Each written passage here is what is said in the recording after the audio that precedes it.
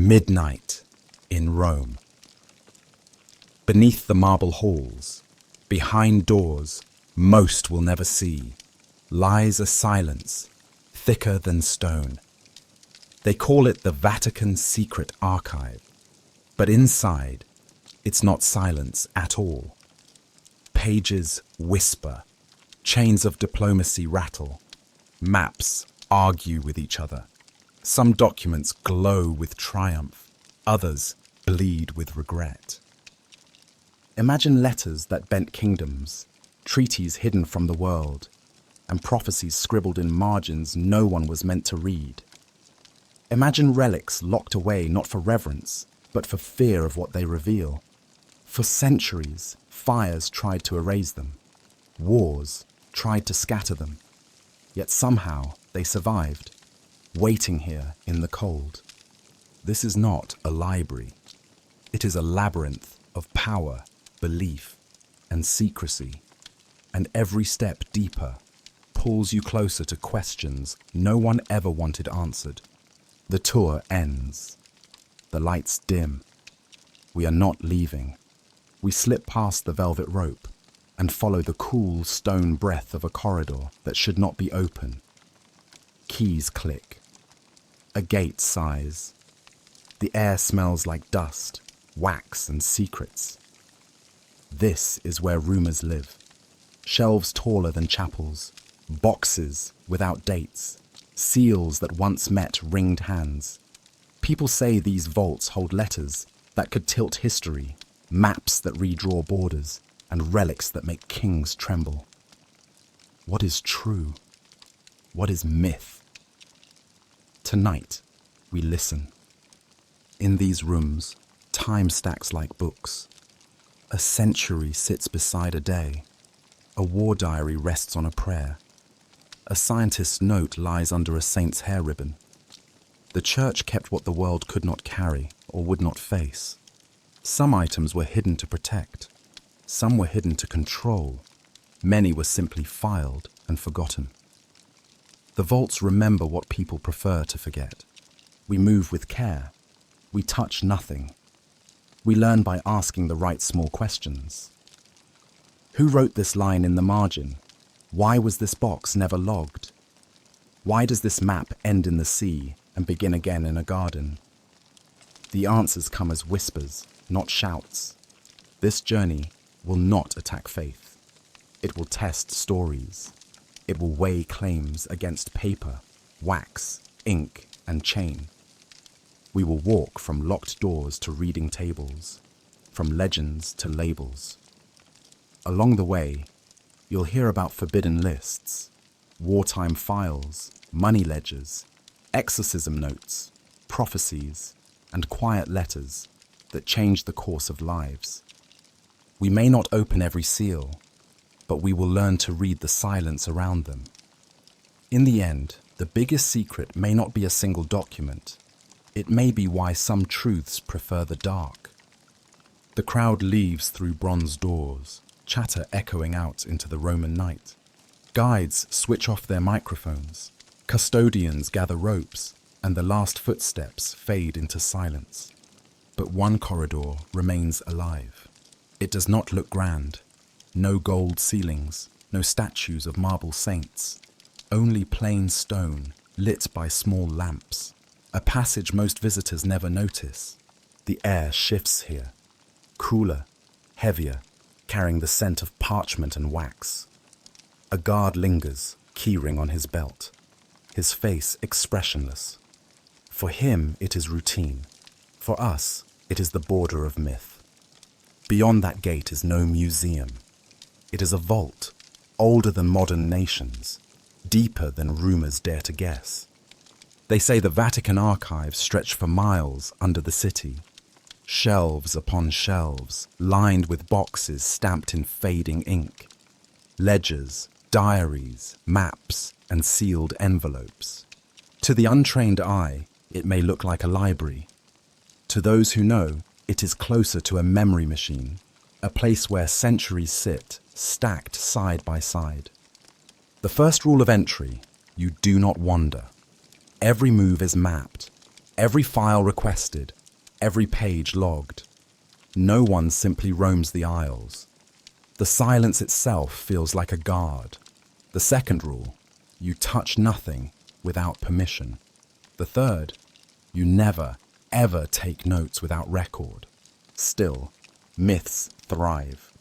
Stories claim that deep inside, hidden behind ordinary shelves, are sealed doors. Rooms where forbidden texts are kept. Gospels that never saw daylight. Letters that could bend history. Some whisper of devices locked away, relics too dangerous to display.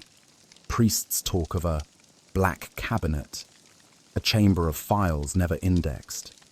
Skeptics laugh, but even skeptics lower their voices when they imagine a vault that has held secrets since emperors ruled. What is true? What is invention?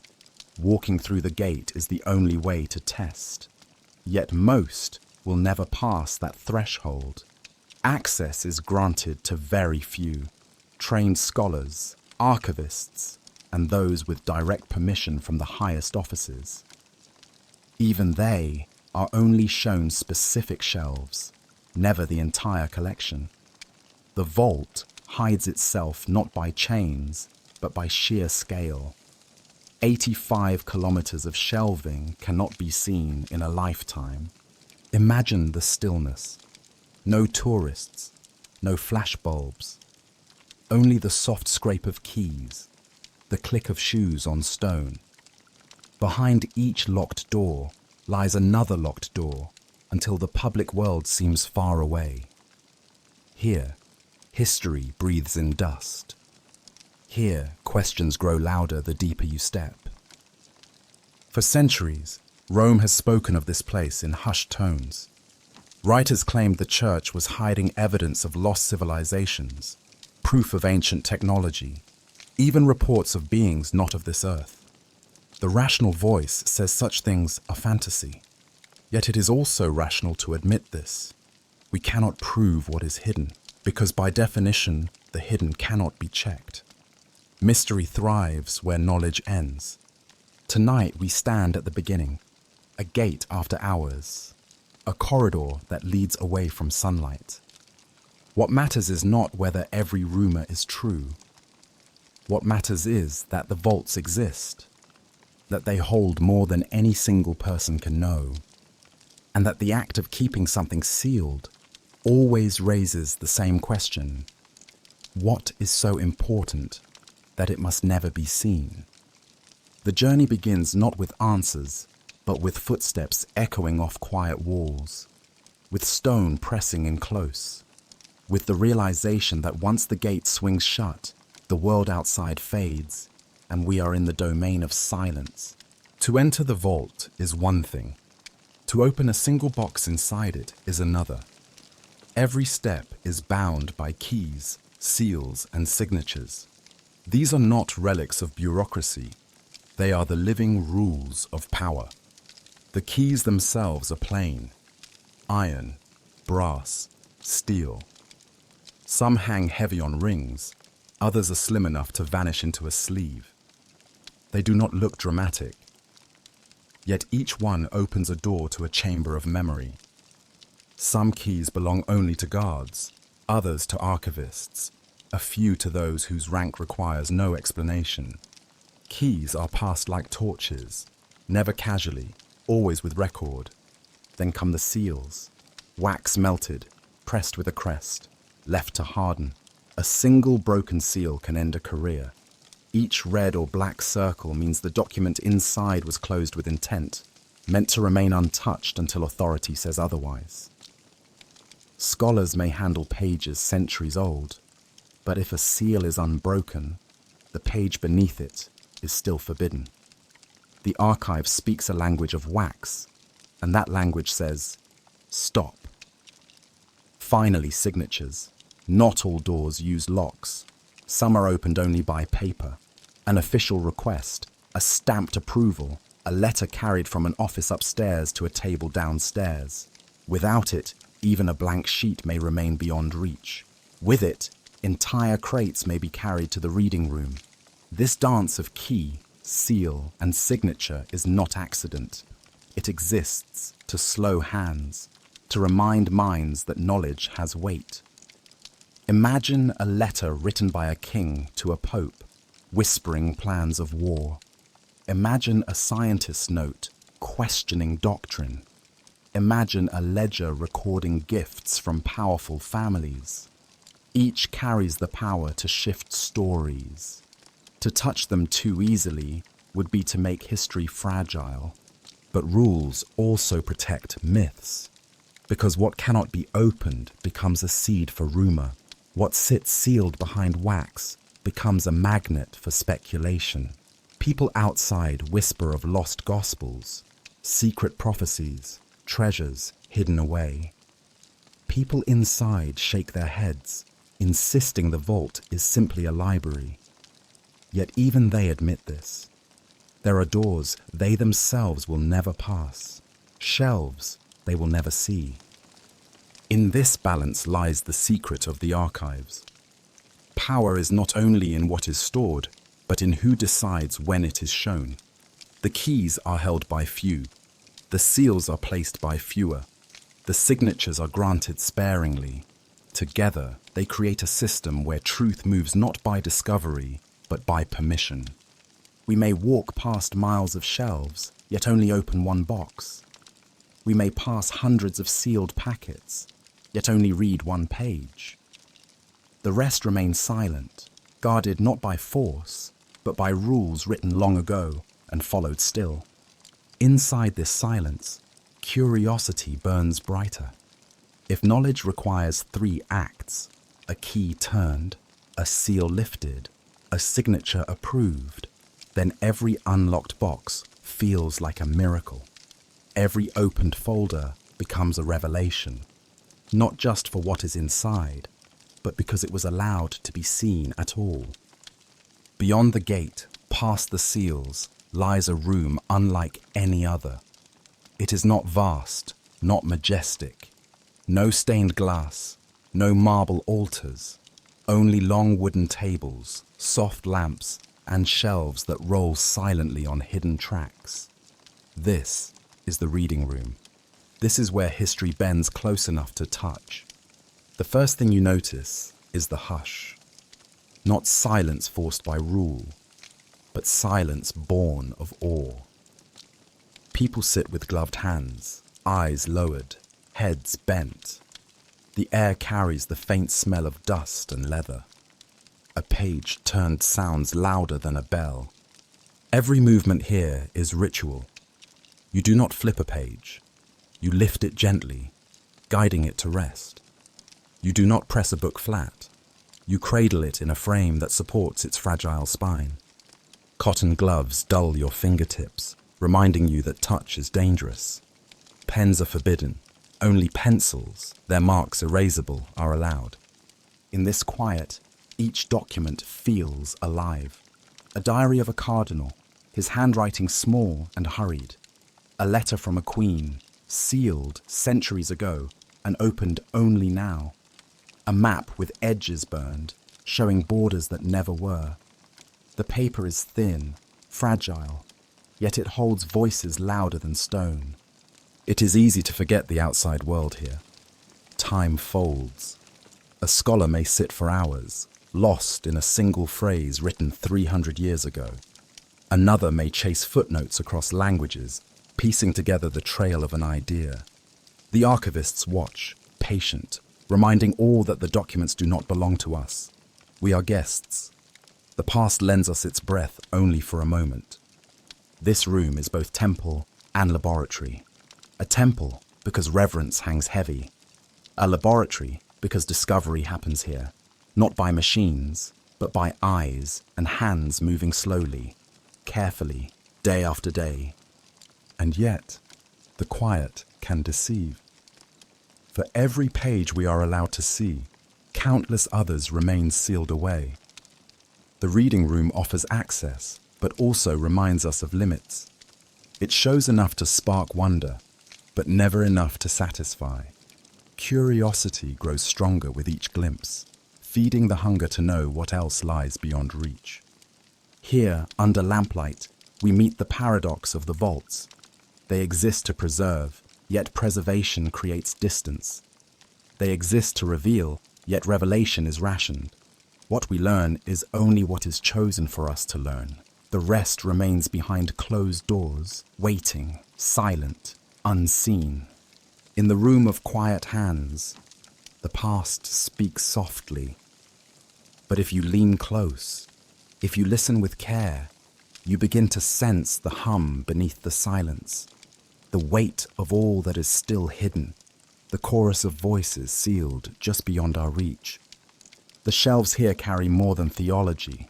They carry silence. Tucked away in long boxes and brittle folders is a collection once feared across Europe. The Index Librorum Prohibitorum, the list of forbidden books. To read its title in Latin feels heavy. To hold it in your hands feels heavier still. The index is not one book, but many. Revised across centuries, updated by committees, signed off by popes. It lists authors condemned, titles outlawed, ideas declared dangerous. Some are expected, attacks on faith, arguments against God, open heresies, but many names surprise.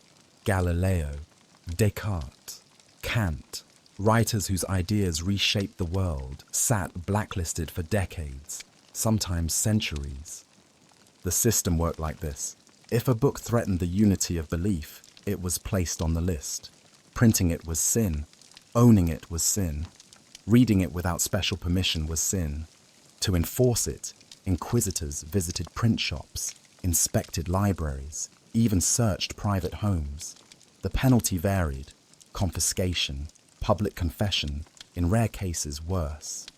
The book became dangerous, not because of its ink, but because of the questions it planted. Imagine a student in the 1600s, hearing whispers of a book he must not touch. Curiosity stirs. The ban itself becomes the lure. A hidden copy passes from hand to hand, candlelight flickering on its pages. The forbidden spreads more powerfully than the approved. Now, centuries later, the index itself has become a relic. Its pages read like a map of fear.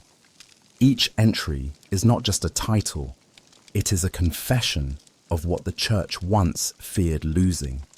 Science, philosophy, politics, even novels judged too suggestive or too free. The archives preserve not only the lists, but also letters of protest. Authors wrote begging for removal, for clearance, for redemption. Printers pleaded for mercy. Scholars argued that their works were misunderstood. Sometimes the pleas worked. Often they did not. Some names remained condemned until the very end. It is tempting to laugh at the bans now. The books survive, their ideas spread, their authors praised. But standing among the files, you sense the weight of control. For centuries, these lists shaped what millions could or could not read. Entire libraries shifted under their influence. Generations of thought were steered, censored, redirected. The last edition of the Index appeared in 1948, officially abolished in 1966. 4 centuries of bans, finally closed. Yet the files remain, and in them lies a paradox. The Church preserved what it condemned. Every book it forbade, every author it silenced, is recorded here. The archive becomes both jailer and guardian. Holding the index in gloved hands, you feel the strangeness of time. What was once outlaw now sits openly studied. The bans dissolved, but the shadow remains. Each title whispers of the fear it once inspired. Each author reminds us how fragile freedom of thought can be. The index is no longer law, but its ghost lingers in every page stamped with silence. Not all power lies in grand declarations. Sometimes it hides in ink written at midnight, folded into parchment, sealed with wax. The archives are full of such letters, ordinary sheets that shifted empires. One folder carries a letter from a desperate queen, her kingdom trembling, Her throne unstable, she writes in hurried script to the Pope. Her plea: recognition, support, a blessing that would silence rivals. The response, careful and delayed, altered her fate. Without those lines from Rome, her crown might have toppled. Another drawer holds a letter from a general. His men starving, his campaign failing, he begs for aid. Not soldiers, not weapons, just legitimacy. With a papal word, he could claim God's favor, rally new allies, and hold ground. The letter is brief, but the weight behind it is enormous. These are not isolated cases. For centuries, leaders wrote here as if writing to history itself. Kings, merchants, rebels, explorers.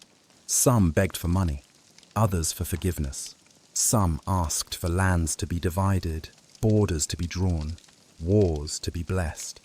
The responses, short notes, careful approvals, or sometimes silence, changed maps more than armies did. Scholars say the Vatican acted as a mirror of power. Rulers knew that what was recorded here could not easily be erased. A letter preserved meant an argument frozen in time. Even if ignored, it left a trace for future eyes. That permanence shaped behavior. People wrote knowing that one day their words might outlive them. Some letters reveal shocking vulnerability. Monarchs confessing doubt, commanders confessing weakness, priests confessing corruption in their own ranks. To read these is to glimpse the private faces of history, faces usually hidden behind portraits and statues. One story tells of a merchant who smuggled a letter through enemy lines, carrying it sewn into his coat. When it reached Rome, it tipped the balance of a trade war, shifting wealth across continents. Another story describes a scientist writing with trembling hand, asking for his work not to be condemned. His words were ignored, yet centuries later they resurface here, proving he resisted until the end. The archives preserve both plea and reply. Sometimes the reply is missing, only silence remains. That silence speaks louder than any answer. In these pages, you realize history bends not always through battles or speeches, but through quiet letters. A hand dips a quill, scratches lines by candlelight, seals with wax, and sends it into the unknown. That letter arrives, is opened, read, and filed. Centuries later, you hold it and see the exact moment when the course of lives shifted. Power does not always roar. Sometimes it whispers in ink. On a table under low light, a long scroll is unrolled. Lines crisscross in faded ink, rivers winding, mountains sketched like waves. At first glance, it looks like any old map. Then you notice the borders. They do not match the world you know. Here, a kingdom extends farther than history records. There, a coastline bends where no coastline exists. Whole towns appear that no one remembers. Entire regions vanish into blank space. These maps tell stories that never became official, yet shaped decisions in their time. The Vatican collected maps from explorers, missionaries, merchants. Each brought back a vision of the world, drawn from memory, rumor, or dream. Some maps claimed lands already settled. Others ignored entire peoples, leaving blank areas where thousands lived. Each line carried consequences. A border sketched in Rome could mean conflict an ocean away. One drawer holds a map of the New World, its edges burnished, its sea monsters fierce. Notes in the margin show priests debating names, which rivers to call holy, which lands to assign to which crown. Here, maps were not neutral. They were instruments of politics. Another map shows the Middle East, borders drawn not by geography, but by agreements whispered in letters. To see it now is to realize how fragile borders are, how much they depend on pen strokes made by men who never walked the land. Sometimes two maps of the same place sit side by side, and they do not agree. Mountains shift, rivers split, cities move. Which one is true? Both were believed once. Both guided decisions. Both remain in the vaults, frozen contradictions. For a modern eye, the errors are obvious, but for those who lived then, the map was the world. Explorers trusted these drawings to guide them across oceans. Soldiers marched by these borders. Merchants risked fortunes following these coastlines. The stakes of a misplaced line were immense. Some maps carry hidden marks, symbols only insiders understood. A cross in the corner might mean a sacred site. A spiral might mark danger. A faint dot might claim territory not yet announced. Reading them feels like decoding messages across time. Why preserve these flawed maps? Because they show how people once believed. They remind us that every age draws the world as it wishes to see it. Today we laugh at sea monsters and blank continents. Tomorrow, our maps may look just as naive. In these vaults, maps are not simply geography. They are mirrors of ambition. Each coastline is a claim. Each border is a negotiation. Each era is a window into the hopes and fears of the time. To walk among these maps is to wander through 100 different worlds. Worlds imagined, worlds desired, worlds erased. None agree fully. All remind us that reality is never fixed. It is drawn, redrawn, hidden, and revealed, just like the vaults themselves. A narrow corridor leads to a chamber where shelves look different, no longer stacked with parchment or leather tomes, but with cases. Some are wooden, lined with velvet. Others are plain cardboard, their corners softened with age. Inside these boxes are not words. They are fragments, relics, bones, glass, thread, objects that carry meaning beyond their small size. At first glance they look ordinary, a piece of cloth, worn and faded, a glass vial, cloudy with time, a bone, too small to be anything but human. Yet each has a story that once drew crowds, inspired faith, and sometimes caused fear.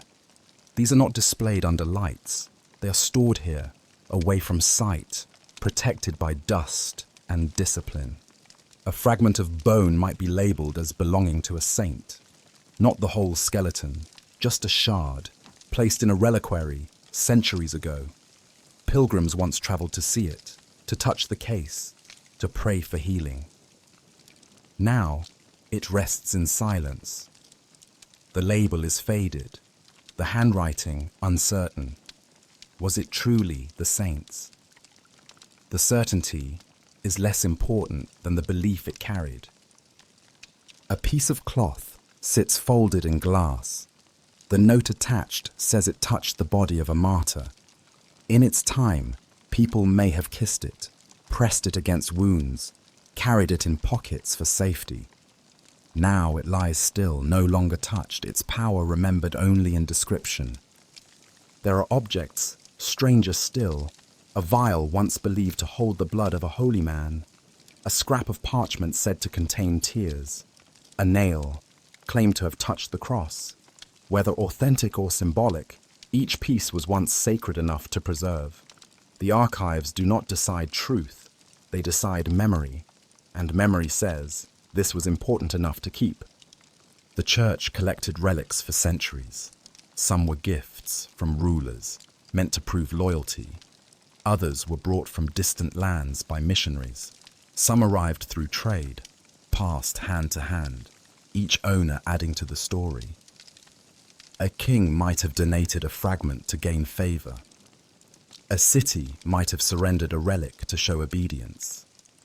Faith was woven with politics, and objects carried both. The archive's role was never to display these items. That belonged to altars, chapels, shrines.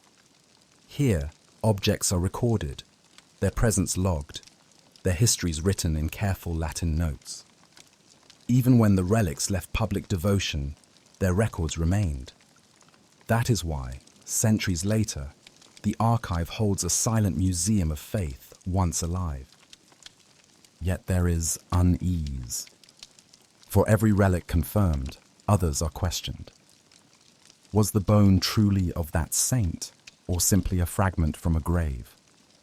Was the cloth actually worn by a martyr, or added later to a tale? In the Middle Ages, demand for relics was so high that supply could not keep up. Copies, imitations, even forgeries entered circulation. The vault preserves them all, authentic and doubtful alike.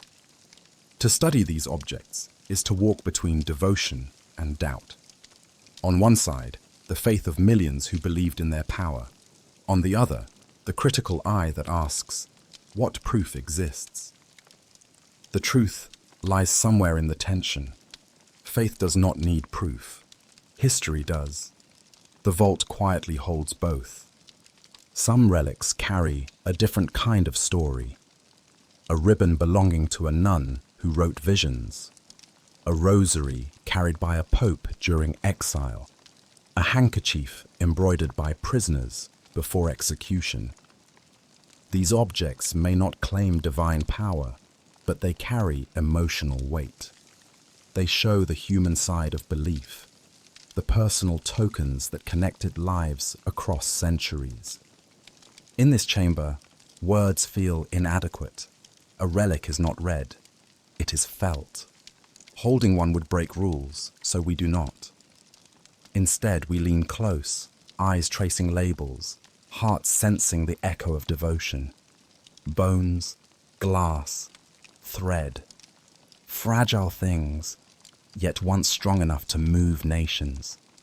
The silence here feels deeper than elsewhere, as if the objects themselves demand it. They have outlived wars, plagues, reforms. They rest now in darkness, waiting, not for crowds, not for worship, but for recognition. Each fragment whispers, I was once more than I seem, and perhaps in some way I still am. Not all treasures in the vault are physical. Many are words born in fire, tested in the courts of thought. These are the records of trials, not of people, but of ideas. Files where doctrine met doubt, and where silence tried to win over questions. Imagine a scholar in the 15th century scribbling notes late at night. His thoughts challenge accepted teaching. He argues that the earth is not at the center.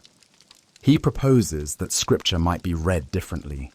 His manuscript spreads quietly, copied by hand. Then word reaches Rome. A file opens. His name enters the archives. Inside the file, accusations, testimonies, defenses. Priests writing long arguments against his claims. Officials debating whether the idea is heresy or simply error. Some urge caution, others demand condemnation. Pages accumulate. The idea itself is put on trial. These files read like conversations across centuries. One side defending tradition, the other pushing beyond it. Sometimes the verdict silences the thinker. Other times, the idea survives, smuggled into later generations. To read the file is to see the struggle, not just the result. Galileo's name appears often in whispers. His trial is well known, but the files here show more than public record. Letters from supporters urging him to recant, notes from opponents eager to punish, his own defenses carefully phrased. The pages reveal the tension between faith and observation, authority and curiosity. But Galileo was not alone. Dozens of thinkers faced similar judgment, some obscure, others remembered. The vault keeps them all. Margins filled with corrections, lines crossed out, words softened. Even here, power speaks in ink. What strikes most is the patience of the arguments. Officials did not simply declare. They reasoned. They wrote long responses. They sought to preserve unity, fearing division more than error. To them, an unchecked idea could fracture communities, destabilize kingdoms. To them, thought was as powerful as any weapon. Centuries later, The condemned ideas often look harmless, even obvious. The earth circles the sun. Scripture allows layers of meaning. Faith and science can coexist. Yet in their time, these ideas were dynamite, dangerous enough to lock away, to suppress, to hide. Reading these files, you see a paradox. The church condemned the ideas, yet preserved their arguments. It could have burned the pages, erased the words. Instead, it stored them, catalogued them, allowed them to survive in silence. Perhaps unconsciously, the vault protected what it once feared. The result is that today, scholars can trace the evolution of thought. They can see not only the victories, but also the battles. They can follow the footsteps of questions that refuse to die. The trials of ideas remind us that progress is rarely smooth. It is argued, resisted, delayed. The vault shows us both sides, the thinkers who dared and the guardians who resisted. Both believed, they defended truth. Both left their mark. To turn these pages is to feel the weight of intellectual courage and institutional fear. It is to recognize that every age has its forbidden questions, its silenced voices. And it is to wonder, what questions today will one day be seen as obvious, preserved here in files marked dangerous? The vault changes tone as you approach the 20th century. The shelves grow heavier with files stamped in black ink. The handwriting shifts from Latin script to typewritten lines. The smell of old parchment gives way to the sharper scent of carbon paper and fading ribbon ink. These are the files from the war years. Boxes hold correspondence between Rome and occupied cities, letters from priests in hiding, telegrams from ambassadors, reports smuggled across borders. Each page trembles with urgency. One folder contains pleas from Jewish communities, begging for visas, for safe passage, for intervention. Some letters are desperate, written in shaky handwriting, entire families' names listed in margins. Replies vary. Some offer help, coded instructions, quiet promises. Others offer silence, weighed down by caution. Reading them is painful. You feel the lives suspended between the lines. Another file holds financial ledgers, donations flowing in, aid flowing out. Some money went to feed refugees, some to bribe guards, some to support underground movements. Yet the same ledgers show troubling entries, funds exchanged with governments that oppressed. The balance is unclear, the motives complex. Reports from clergy in the field describe horrors: villages burned, churches destroyed, executions carried out in public squares. Their words are blunt, almost numb. 300 taken, children separated, bodies left unburied. These sentences carry more weight than pages of analysis. They are fragments of truth, captured in real time. The war years also reveal debates inside the church. Memos between officials argue over public statements. Should the Pope speak openly, condemning atrocities, or should he remain silent, preserving neutrality to protect Catholics in hostile territories?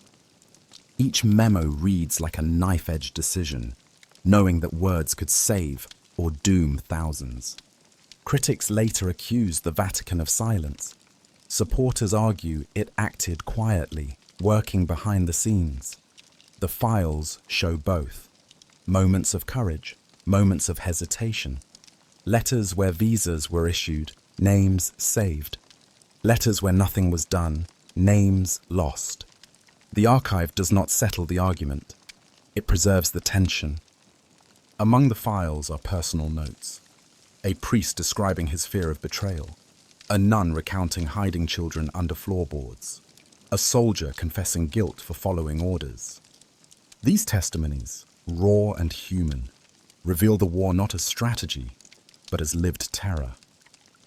One particularly haunting document is a simple list: names, ages, places of birth. No explanation, no commentary, just hundreds of names typed on thin paper, some marked with crosses, some with question marks. It looks like a census, but it feels like a memorial. You hold it knowing many never returned. The war years also generated rumors of hidden treasures. People whispered that art looted by regimes was stored in the vaults. Paintings, manuscripts, even gold. Some of these stories proved false, others true. A few crates do remain, filled with objects returned after the war. Their labels still marked temporary custody.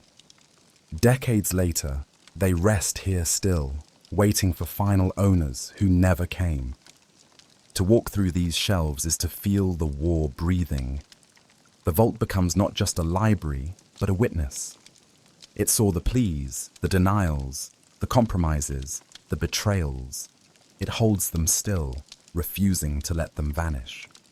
The whispers from the war years remind us that history is not clean. It is full of choices made in fear, mercy shown in silence, courage hidden in margins. The vault does not absolve or condemn, it remembers. And in remembering, it forces us to face what people did and what they failed to do when the world was burning.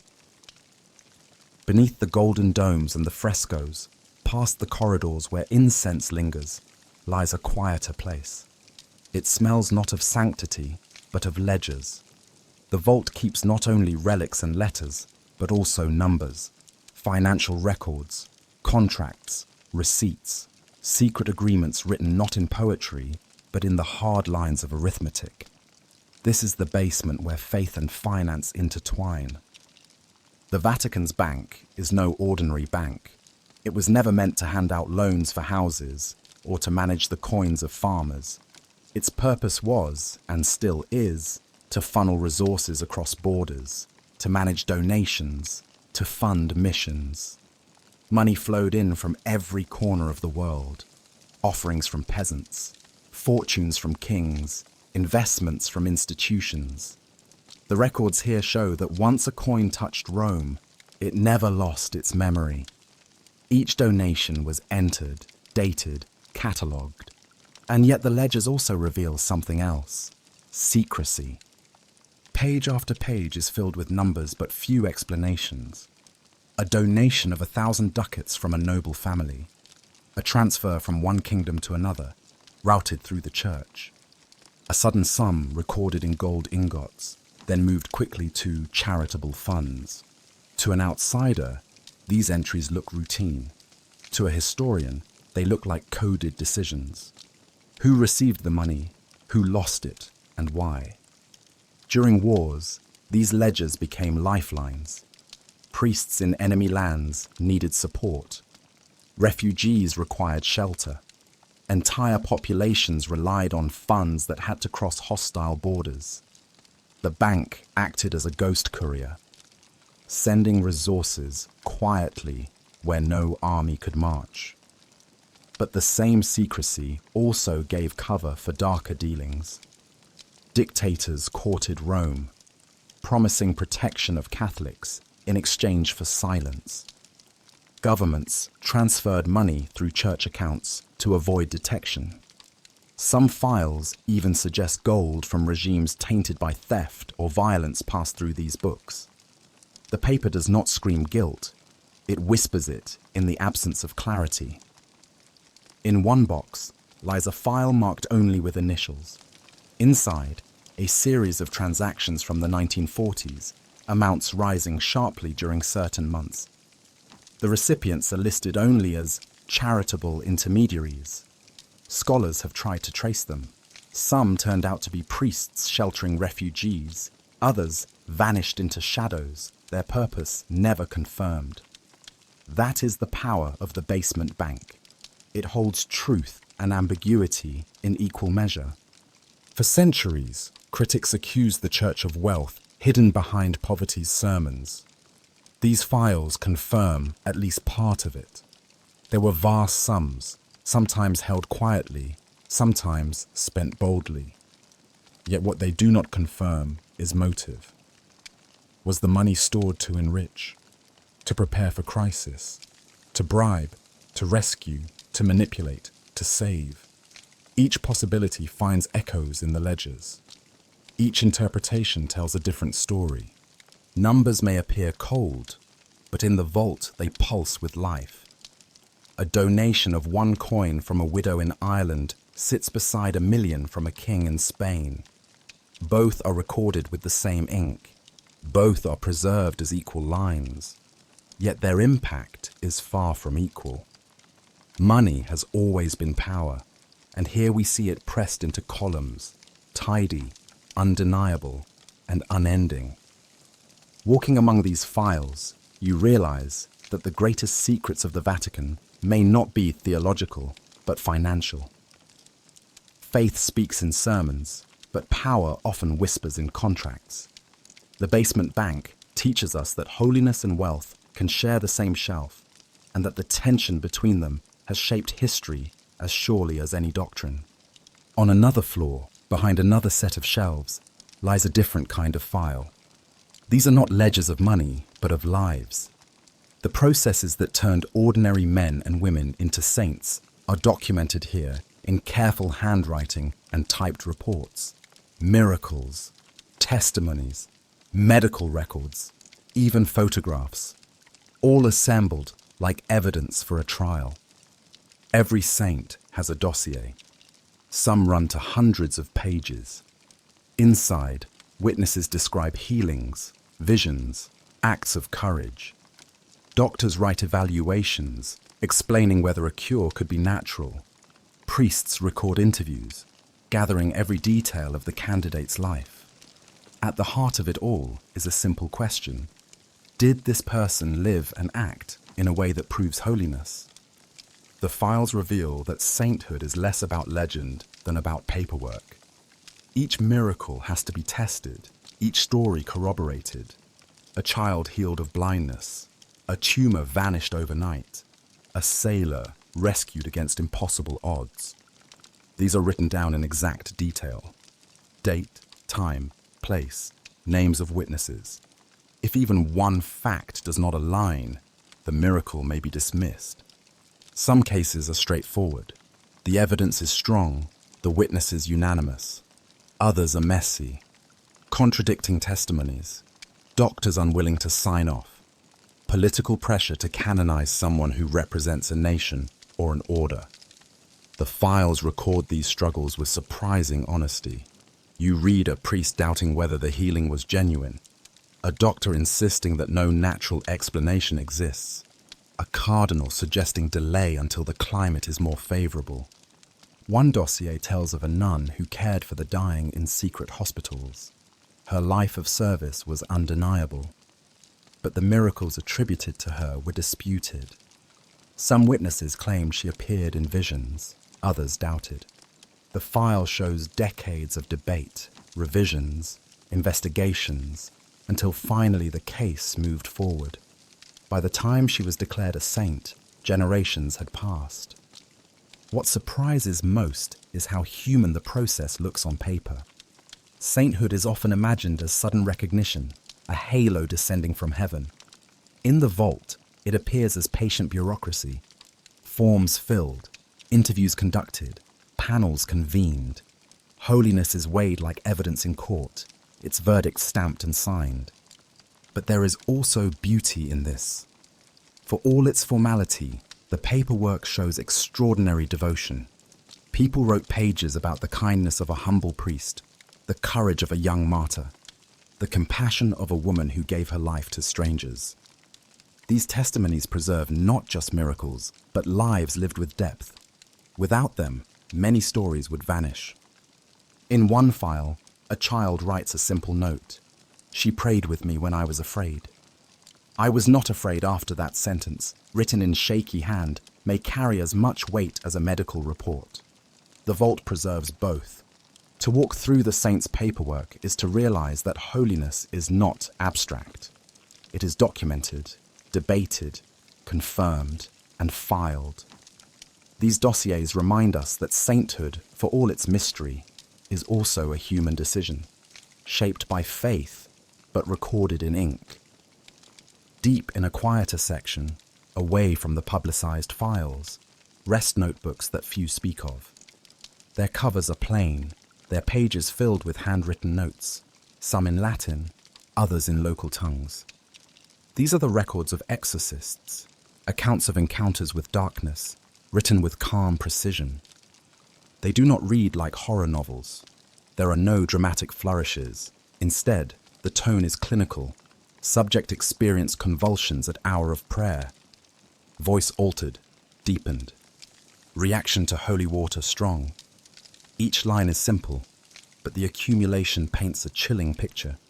Exorcists were instructed to keep records, not for spectacle, but for study.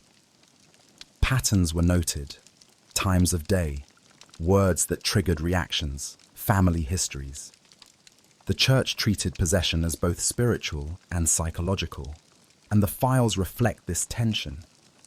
Some cases ended quickly with prayer and ritual. Others dragged on for years, leaving notebooks filled with patient observations. One file describes a young woman in the 1800s. Her family believed she was cursed. The exorcist recorded every session, her sudden strength, her screams, her collapse into exhaustion. Doctors examined her too, their notes attached, uncertain whether it was illness or something beyond. The notebook does not declare victory. It simply ends, leaving her fate unresolved. Another case involves a village where multiple people claim to be afflicted. The exorcist's notes reveal not only the rituals, but also the impact on the community. Fear spreading, neighbors avoiding one another, families torn apart. The file becomes a study of human reaction to fear as much as a record of ritual. Skeptics dismiss these notebooks as superstition. Believers see them as proof of the battle between good and evil. The vault itself does not judge. It preserves. And in preservation, it forces us to face the raw human experiences written there. The handwriting varies, some neat and steady, others frantic, as if written in haste during chaos. Margins sometimes carry prayers. Other times, they carry doubts. Am I deceived? Is this illness? The exorcists themselves wrestled with uncertainty. Their notebooks show not only what they saw, but what they questioned. There are also pages that describe relief, a subject freed, a family reunited, peace restored. These are written with humility, not triumph. Subject calm, family grateful, no further signs. The simplicity makes them powerful. To sit with these notebooks is unsettling. The room grows colder. The air feels heavier. You sense the weight of fear, the intensity of belief. Whether possession was real or imagined, the suffering was real. The vault records it with the same care as letters of kings or ledgers of money. Because in the end, all are human stories. The exorcist's notebooks remind us that the archive is not just about power or politics. It is also about the human struggle with mystery, with fear, with forces we cannot name. And though the rituals described may seem alien today, the emotion behind them is timeless. The desire to be free, the cry for help in the dark. The great myths of the Vatican Archives often circle back to prophecy. People whisper about locked boxes containing predictions of the future, secret visions sealed away to prevent panic, and manuscripts said to reveal the end of days. The truth is less dramatic, but more haunting. The prophecies preserved here are not thunderous announcements etched in stone. They are fragile notes scribbled in margins. In one folio, a monk from the 13th century writes a careful commentary on scripture. His handwriting is steady, his theology traditional, but along the page edge, almost as an afterthought, he adds a line: "In the year of 3 sons, kingdoms will fall." No explanation, no context, just a fragment of dread left hanging in the white space. Scholars, centuries later, would debate its meaning. Was it a meteorological event, an eclipse, a political metaphor, or simply imagination? Another manuscript shows the diary of a nun whose visions unsettled even her confessors. She described dreams of fire-consuming cities, of rivers flowing backward, of leaders cloaked in darkness. Some passages were copied into official records, others tucked away in private letters. The archive holds both. Reading them now, you sense the fear they caused. Was she divinely inspired or simply disturbed? No one agreed, but no one dared destroy her words. Prophecies in the vault come in many forms. Some are straightforward predictions, dates, places, names. Others are symbolic, full of beasts, stars, and riddles. The challenge lies in their vagueness. A line written centuries ago can seem to fit almost any disaster. An earthquake, a war, a famine, all find echoes in these texts. That is their power. They bend to whatever age reads them. The most famous of all are the so-called secrets of Fatima. Officially, they have been released, but in the vaults remain drafts, testimonies, letters from bishops arguing about how much to reveal. Some insisted full publication would cause hysteria. Others argued secrecy caused even greater suspicion. The papers show hesitation, debate, compromise. Not a single grand conspiracy, but the ordinary mess of human caution. Yet the mystery persists because of the margins. A small annotation here, a correction there, a bishop's hand striking through a date, a sentence left unfinished. These details feed speculation. Was more written than released? Did some visions remain locked away? The vault does not answer.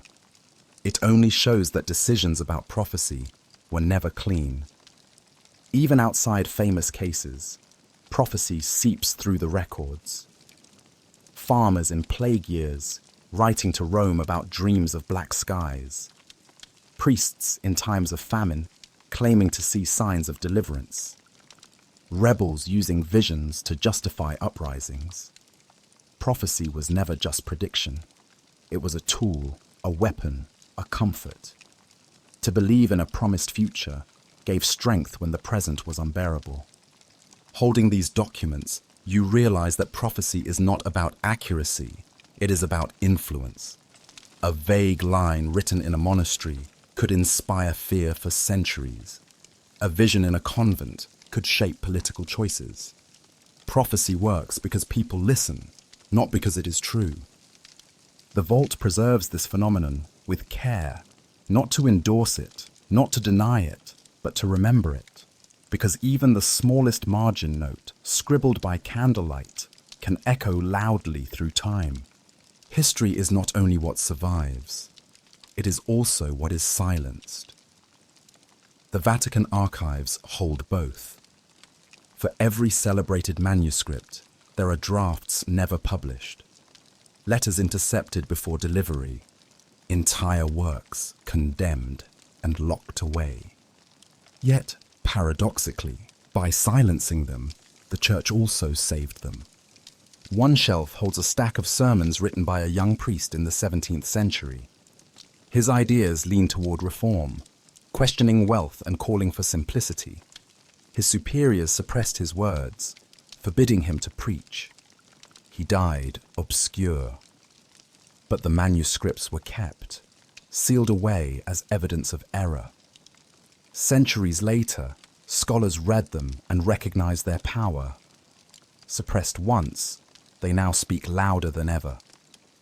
Another folder preserves the letters of a woman mystic. She wrote visions of Christ in the language of love, intimate and bold. Her confessors feared her words might cause scandal. They told her to stop writing. She obeyed, but her earlier letters remained. Instead of burning them, the Church filed them away. What was silenced in her lifetime became literature admired in ours. There are also testimonies from trials, People accused of heresy, forced to confess, their words taken down by scribes. Some recanted under pressure, their voices broken. Others held firm, their final words defiant. These transcripts were meant to justify punishment. Instead, they preserved the very voices they tried to erase. The paradox grows deeper. By condemning a text, the Church often ensured its survival.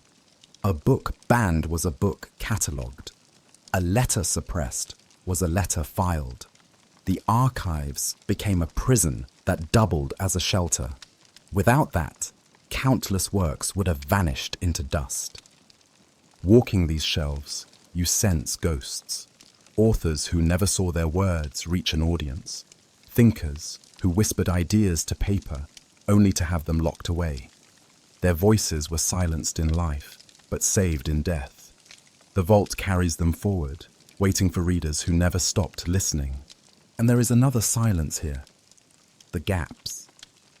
Missing pages, burned folios, vanished files.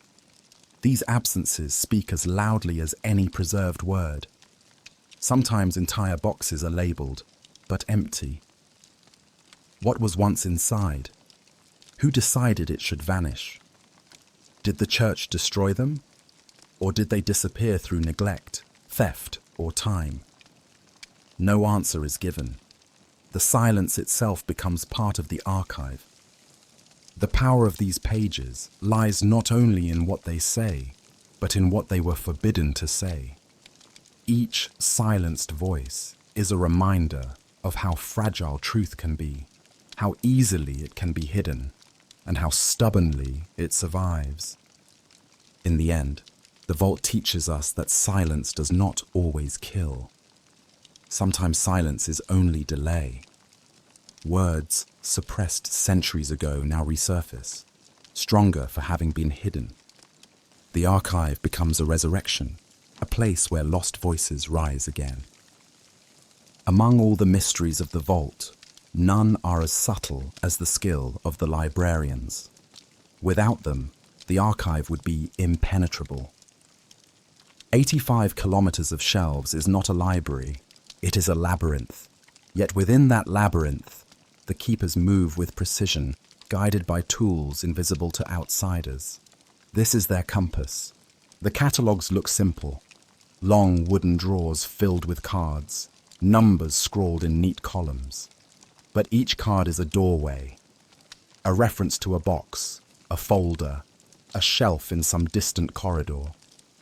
The system is old, adjusted countless times, layers of codes built upon layers of codes. To the uninitiated, it is indecipherable. To the librarians, it is second nature. A researcher may request a file on a 16th century bishop. Within minutes, a librarian disappears into the aisles and returns with a folder from a corridor the visitor never saw. How did they know where to go? Because years of training teach them to read the codes like maps. They carry the vault in their memory. The compass is not only practical, it is also ethical. Librarians decide what can be found and what cannot, not by altering files, but by interpreting the catalogue. A name may exist under multiple headings. A subject may be hidden behind a vague title. Miscellaneous correspondence can conceal treasures. Whether a researcher finds it depends on how much the librarian reveals. Whispers suggest some librarians act as guardians, steering visitors away from sensitive material. Others act as guides, quietly hinting at overlooked boxes. Their compass is not just knowledge of shelves, but judgment of people. They weigh intentions, caution against misuse, and sometimes reward persistence with a subtle nod toward a card few notice. In their hands, the labyrinth becomes navigable. Without them, it is endless. The vault is not simply guarded by locks and seals. It is guarded by memory, by human discretion, by the quiet authority of those who know where the doors lead. One story tells of a scholar searching for correspondence about missions in China. The catalogue yielded nothing. A librarian, after watching him struggle, suggested a card under a different heading, Oriental Affairs. There, the scholar found what he sought.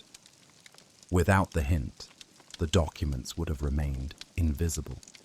Another story describes a researcher denied access to certain war files. The catalogue showed them plainly, but the librarian explained they were restricted. The compass here becomes not a guide but a boundary, reminding visitors that not all paths may be followed. To spend time with these keepers is to realize that the archive is alive. It breathes through their memory, moves through their discretion. The compass they hold is not mechanical, it is human. In the end, the Vatican's secrets are not only in the documents, they are also in the knowledge of those who walk the shelves. The librarian's compass is the unseen map of the vaults, guiding seekers toward truth, or steering them away. The Vatican vaults are filled with documents that breathe of reality, contracts, letters, maps, ledgers. Yet on certain shelves, another category appears. Not records of what happened, but whispers of what might have been. Myths pressed into parchment, legends given just enough ink to survive. When legends knock, the vault does not open the door fully.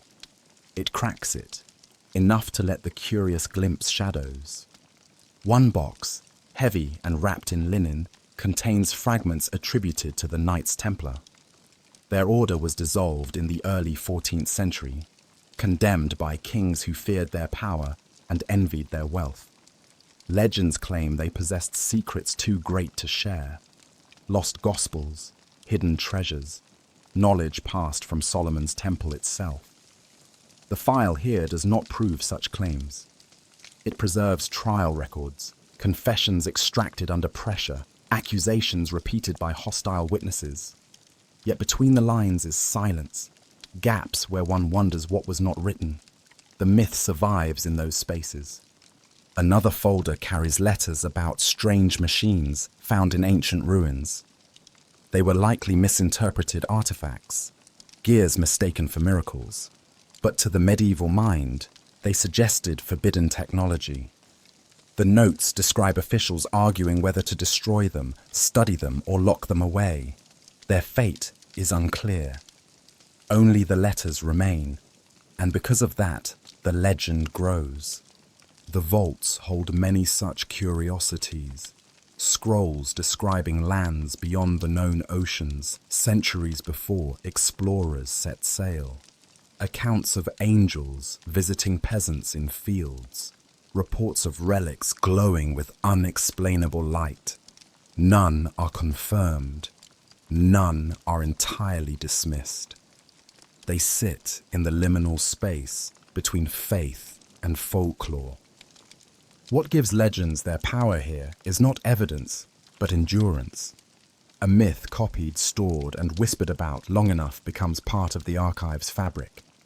The librarians treat them like any other file, catalogued, preserved, requested by cautious scholars. But when handled, the air changes.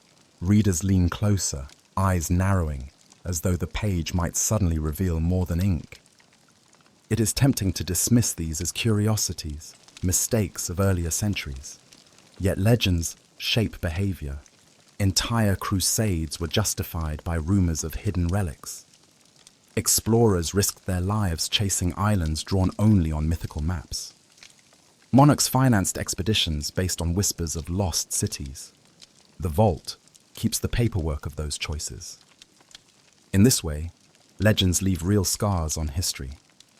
There are also documents that feel designed to feed myths, sealed packets labeled with cryptic titles, not to be opened until authorized. Their contents may be mundane, perhaps correspondence, perhaps routine orders.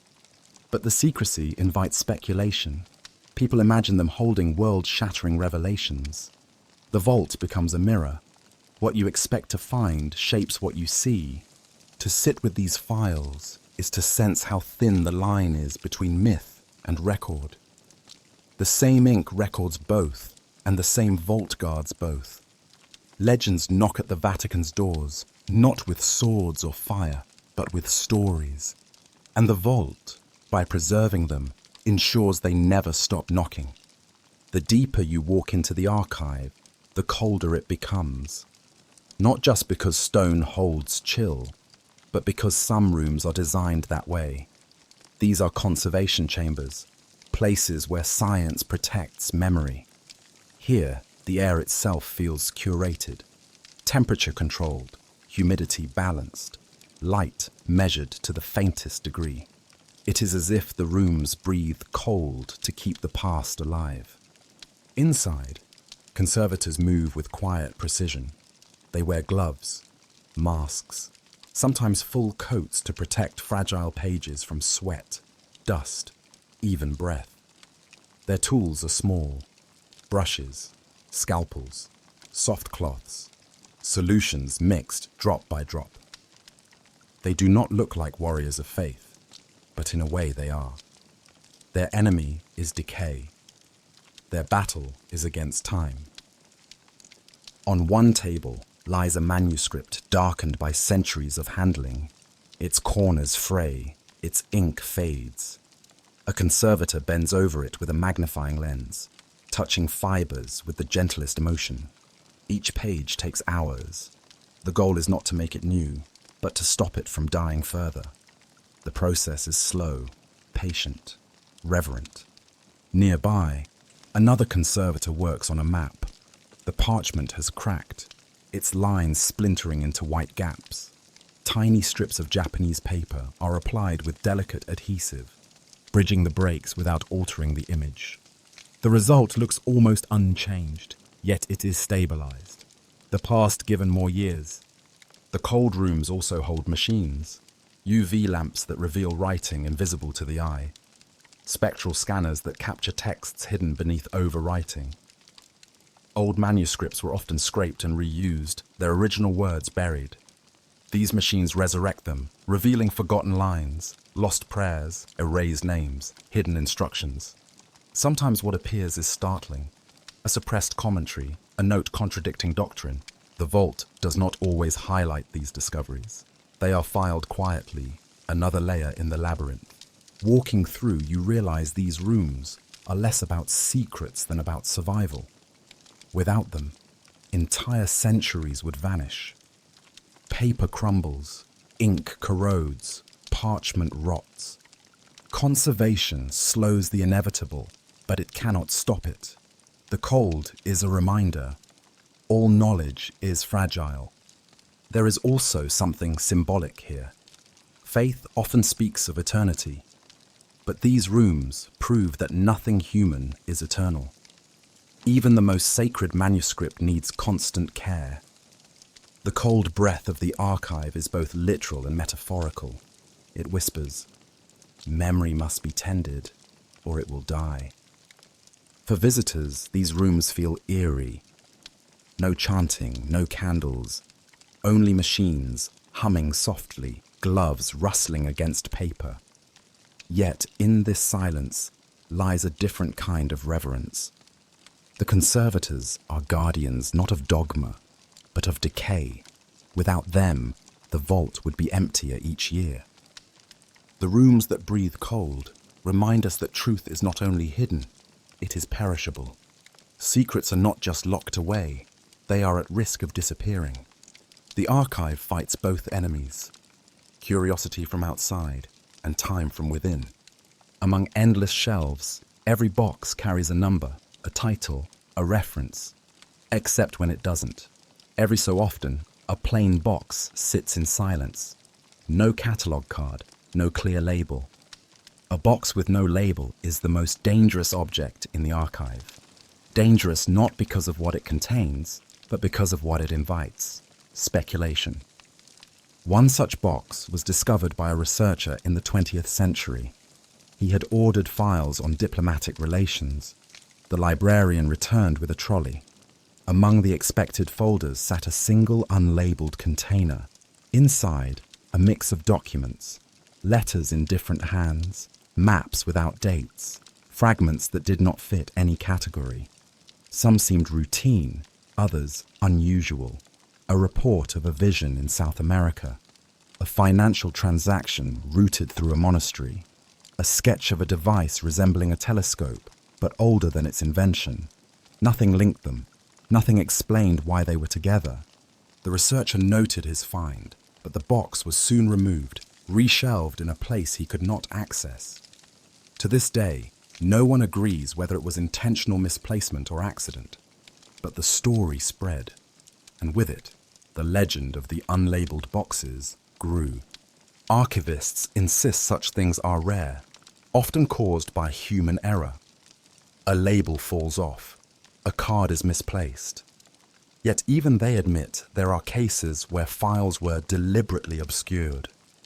To protect names, to delay release, to bury controversy until safer times.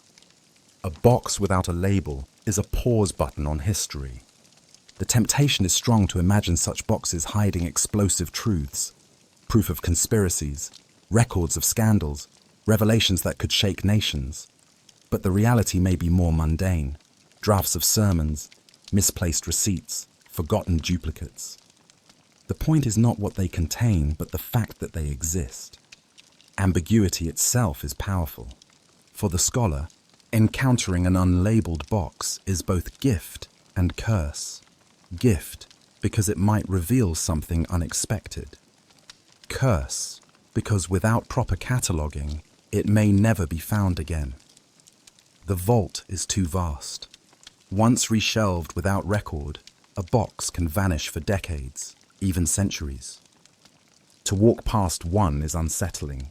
The shelves are orderly, disciplined, precise. Then, suddenly, a silent anomaly. A container with no name, no past, no future. You feel it watching you, daring you to guess its contents. In the end, a box with no label teaches the same lesson as the entire archive. Mystery thrives not only in what is hidden, but in what is undefined. Sometimes, the most powerful secret is not a sealed document, but an empty space where knowledge should be. The vault understands this. That is why, perhaps deliberately, it allows such boxes to remain. Because silence feeds curiosity, and curiosity keeps the archive alive in the world's imagination. When most people imagine the Vatican's archives, they picture popes, kings, generals, diplomats. They imagine the voices of men. Yet tucked into corners, pressed between ledgers and proclamations, are other voices, the voices of women. They appear not in bold titles, but in margins, footnotes, convent records, and private correspondence. To walk these shelves with care is to discover women hidden in plain sight. In one ledger from the 16th century, a bishop records his travels across rural villages. The pages detail the parishes visited, the sermons preached, the donations collected. At first glance, it seems routine, but in the margins, faint notes appear, names of women who organized food for the poor, a widow who offered her home as a meeting place, a young girl who carried messages safely during a time of unrest. Their contributions are written small, almost invisible, but they are there. Without them, the bishop's mission could not have succeeded. Another file holds letters from a nun who ran a hospital during a plague. Her handwriting is hurried, her words raw. She describes the dying, the lack of supplies, the prayers whispered in the night. She asks for help, but rarely receives it. Officials recorded her requests, but filed them without response. Her letters survive not because they were celebrated, but because they were ignored. The vault preserves them by accident, yet in doing so it preserves her courage. There are also testimonies from women mystics. Their visions often troubled church officials, straddling the line between inspiration and heresy. Some were silenced, their writings locked away. Others were cautiously approved, their words copied into official records. In both cases, The women's voices echo centuries later. Their descriptions of light, fire, divine presence are more intimate than any doctrine. Reading them feels like eavesdropping on a soul speaking directly to God. The margins also hold the pain of women whose stories were almost erased. Letters describing forced marriages, appeals for protection from violence, confessions of doubt. These were often dismissed in their time, but the paper remembers. To read them now is to feel the weight of silence surrounding their lives. One of the most haunting boxes contains depositions from a witch trial. Dozens of women questioned, their words written down by male scribes. Some admitted to impossible crimes, others denied until the end. The church kept these files as evidence of justice served. Today, they reveal injustice preserved. The women's voices tremble on the page, yet they endure. It is easy to say the Vatican ignored women, but the archive complicates that view. Women are present everywhere, if you know how to look. They appear as petitioners, healers, educators, visionaries, martyrs. They are never the main characters in official narratives, but they are the threads without which those narratives unravel. To spend hours in these margins is to sense the shape of an invisible history. Women whose names were almost lost, whose words were nearly forgotten, whisper again through the vaults. They remind us that archives are not only about power preserved, they are also about humanity accidentally remembered. The vault teaches us here that silence does not erase presence. Even when written small, even when pushed to the edges, women's voices survive, and in survival, they rewrite the story. Boxes stacked in long rows carry the title, Reports from Missions. To open one is to step into worlds far from Rome. Letters arrive from jungles, deserts, mountains, cities by the sea. Missionaries sent to spread faith wrote back with descriptions of landscapes, people, customs, and miracles. Their words are colored by belief, sometimes by prejudice, but always by urgency. The mission field returns to the archive in ink. One folder contains reports from South America in the 17th century. Missionaries describe rivers wider than any in Europe, forests teeming with life, villages where people welcomed or resisted them. They record baptisms, healings, conversions, but they also describe violence, soldiers destroying temples, diseases sweeping through populations, cultures erased. Reading these accounts is both awe-inspiring and painful. The missionaries believed they were bringing salvation, but their words reveal the cost. Another file holds reports from Africa. Priests write of kingdoms ruled with discipline, of traders bringing goods and slaves, of negotiations with leaders who balanced tradition with pressure from outsiders. The missionaries often judged harshly, labeling practices as pagan or corrupt. Yet between the lines, you glimpse respect, notes about wisdom shared, hospitality offered, knowledge of stars and plants that astonished European eyes. These reports show cultures complex and rich, filtered through pens that struggle to see beyond their own frame. In Asia, the letters take another tone. Missionaries in China describe encounters with scholars who debated them with precision. They admired the discipline of Confucian thought, even as they tried to convert. Some missionaries argued for adapting Christianity to local customs. Others condemned compromise. Their debates traveled back to Rome, filling pages with arguments that continue to echo today. The mission reports also record miracles, a sudden healing after prayer, a famine averted after processions, storms calmed, children revived, enemies reconciled. Whether factual or embellished, these stories were sent to inspire donors and justify missions. They also became part of local law, shaping how communities remembered the encounter with the church. But the most striking passages are not miracles. They are the human details. A missionary describing his loneliness, far from home, a note about learning a local song, a confession of fear before a hostile crowd.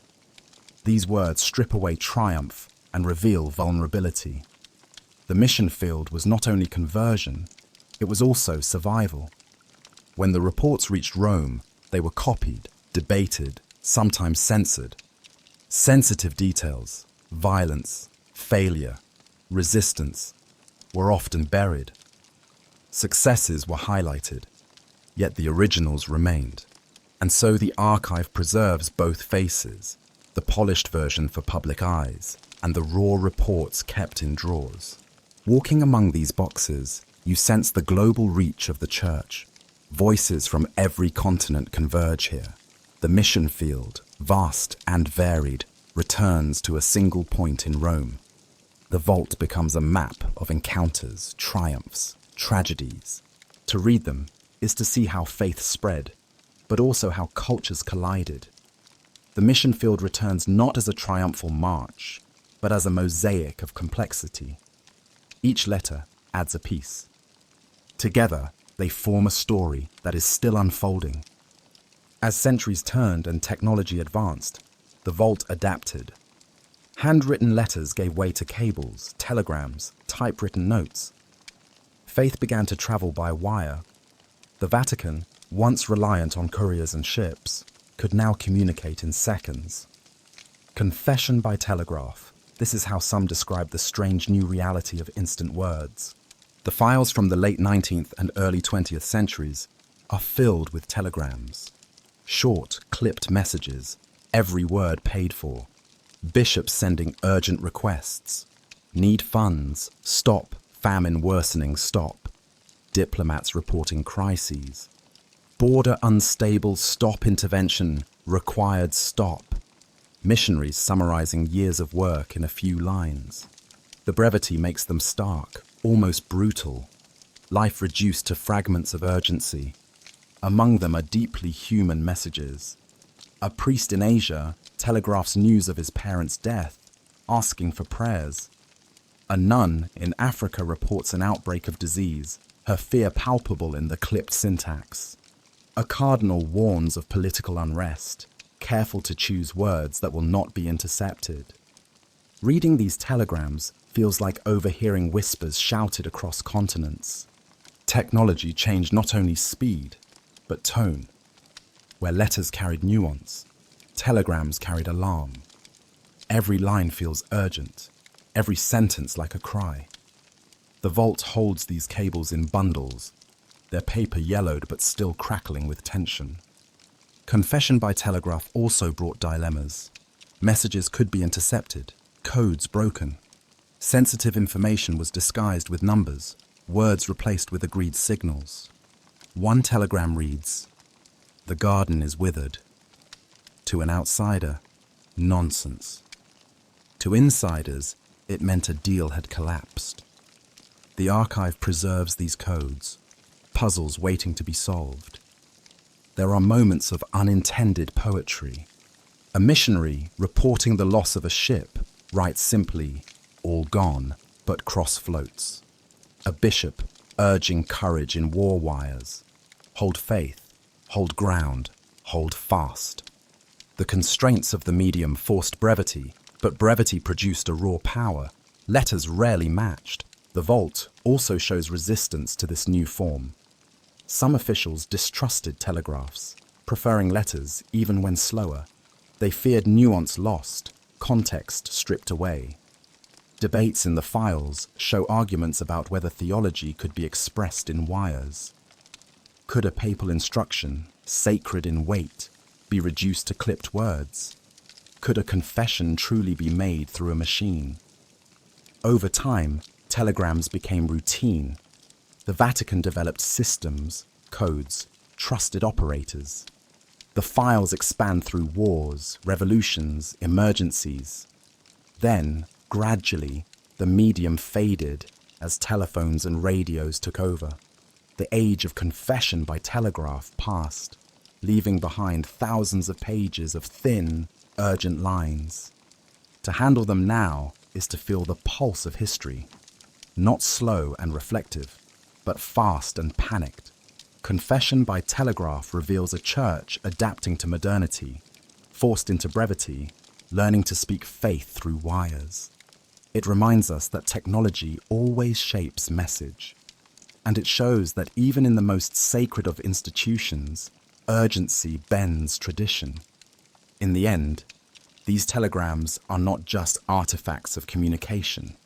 They are artifacts of transition, a moment when the eternal message of faith was compressed into the shortest sentences humanity could invent. Confession, once whispered in chapels, could now travel the world in 10 words. The vault remembers every one of them. To most visitors, the Vatican is a place of images, paintings, statues, stained glass. But in the vaults, another form of beauty lies hidden: numbers. Manuscripts filled with ratios, scales, notations, calculations.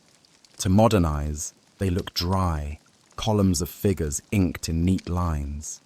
But when read with care, the numbers begin to sing. One shelf holds treatises on music theory. Monks centuries ago wrote not only hymns, but the mathematics beneath them. They measured intervals, argued about tuning systems, recorded the frequencies of strings.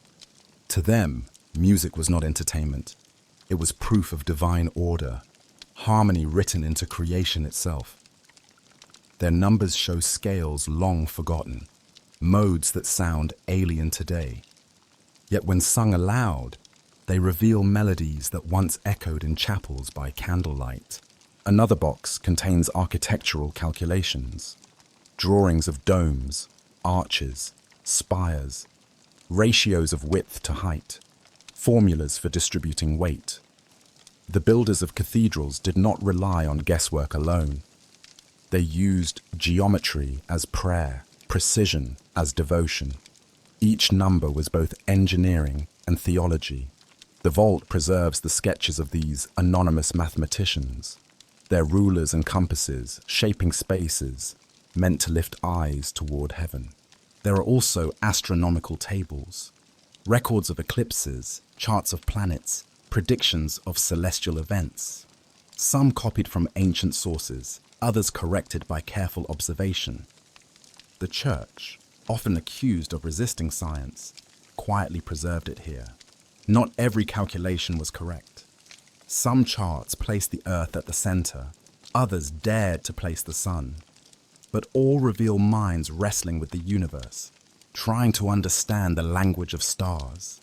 Reading these documents, you sense how different numbers were then. Today they are tools of commerce, data, measurement. In the vault, they were sacred. To calculate was to glimpse God's design.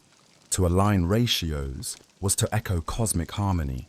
To measure the heavens was to study divine handwriting across the sky. One fragile manuscript shows a monk experimenting with harmonics. He plucked strings, recorded their vibrations, matched them to lengths of pipe. He believed he was hearing the hidden music of the spheres, the cosmic song philosophers once imagined. His notes, precise yet full of wonder, remind us that numbers can carry awe. Another folder holds financial records, but even these sing. Donations carefully balanced against expenses, columns of figures ending in totals that always conclude with Deo gratias, thanks be to God. For the accountants of faith, even arithmetic was praise. The vault's collection of numbers proves that beauty is not only in paintings, it is also in equations, proportions, rhythms. The monks and scholars who wrote these believed that by aligning numbers, they were aligning themselves with eternity. Their pages reveal a universe ordered, balanced, resonant. Numbers that still sing if you listen. In one corridor, the shelves are lined with thick folders bound in leather. Their spines read like the history of nations. These are the diplomatic files, the chains of correspondence linking Rome to every throne, court, and government. To open them is to see how power moved not just through armies, but through paper. A letter from a king requesting papal blessing for a marriage. A treaty negotiated under candlelight, stamped with both royal and papal seals. Reports from envoys describing political storms in far-off capitals. Each file is a link in a chain of diplomacy stretching across centuries. The tone varies. Some letters are formal, dripping with titles and honorifics. Others are desperate, monarchs confessing weakness, begging for support. Some are manipulative, veiled threats cloaked as requests. The Vatican became not only a spiritual center, but a referee, a witness, a broker. Nations knew that a word from Rome could legitimize or destabilize. One folder describes negotiations between rival kingdoms. Envoys met in neutral spaces, guarded by ritual. Every word was recorded, every concession noted. The archives show how fragile these talks were, agreements collapsing over a single insult, compromises salvaged by promises of future favors. To read them is to watch diplomacy like a chess match, pieces moved carefully across a board of pride and ambition. There are also darker files, agreements kept secret, alliances formed with hands that would later betray. The vault holds treaties never announced, promises never fulfilled. Some were signed in ink, others only in intention, yet still recorded. These are the hidden chains of diplomacy, binding nations in silence. During wars, the correspondence grows frantic, ambassadors writing daily, sometimes hourly, reporting troop movements, uprisings, rumors. The Vatican served as an early intelligence network, gathering information from priests in every land. These reports fed decisions that shaped not only church policy, but also political strategies. The files reveal how diplomacy often blurred with faith. A king might offer support for Catholic missions in exchange for papal approval of his wars. A queen might pledge loyalty to Rome if her rival were excommunicated. Religion and politics were never separate. The chains linked them tightly. Reading these documents today, you realize how much history is hidden in agreements never made public. Battles and revolutions dominate textbooks, but in the vault, the quiet power of letters becomes clear. Wars may be fought with weapons, but peace, or its illusion, is often written into paper chains. The Vatican's diplomatic archives remind us that power is not only visible on battlefields, it is also negotiated in quiet rooms, sealed in envelopes, filed on shelves. And though nations rise and fall, the chains remain, preserved in ink long after the hands that signed them turn to dust.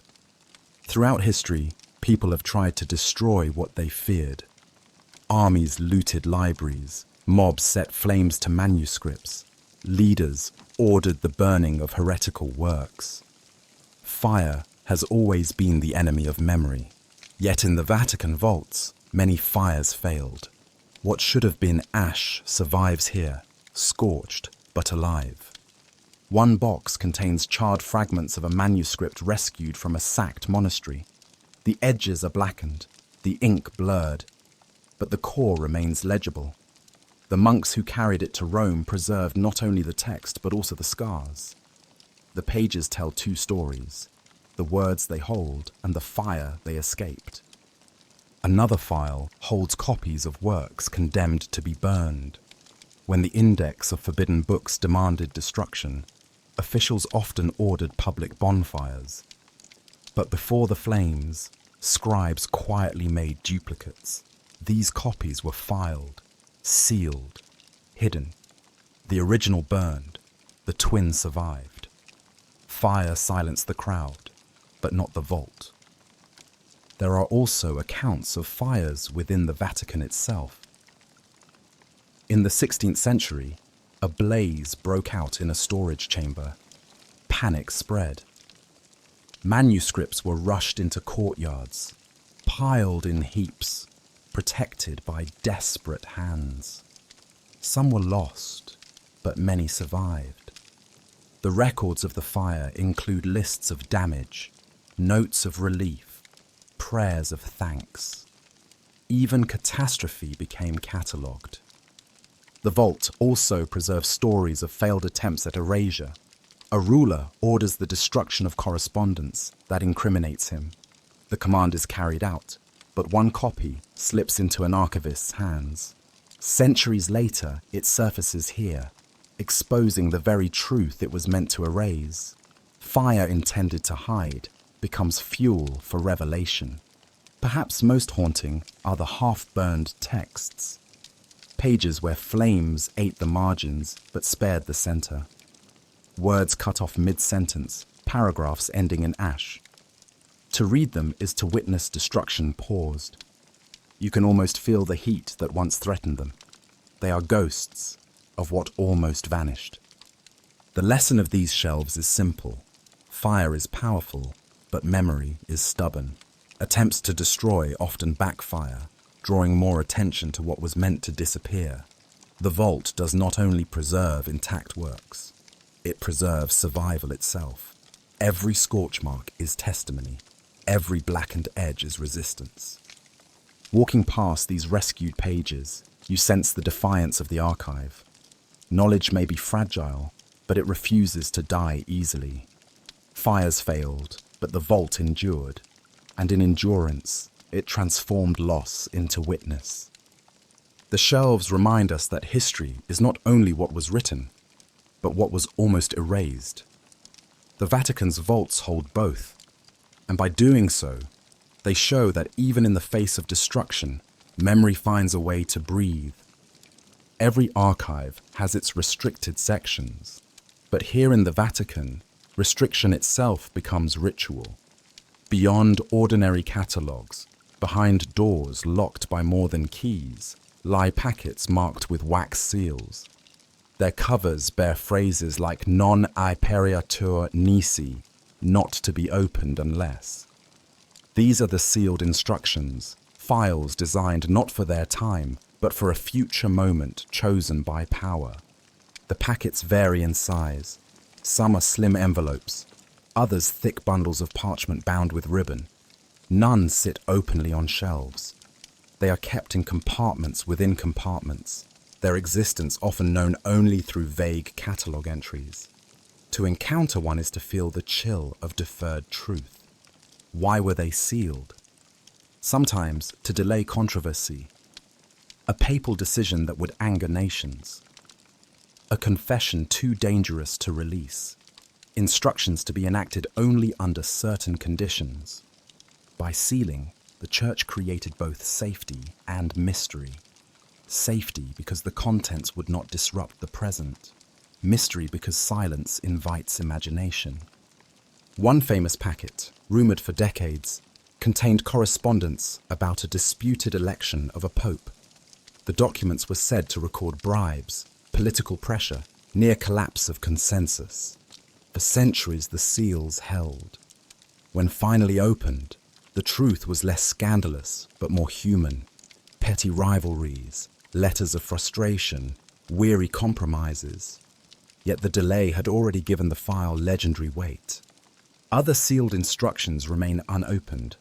Some are marked for dates still in the future, others for circumstances undefined. To be opened in time of grave danger. What danger qualifies? Who decides?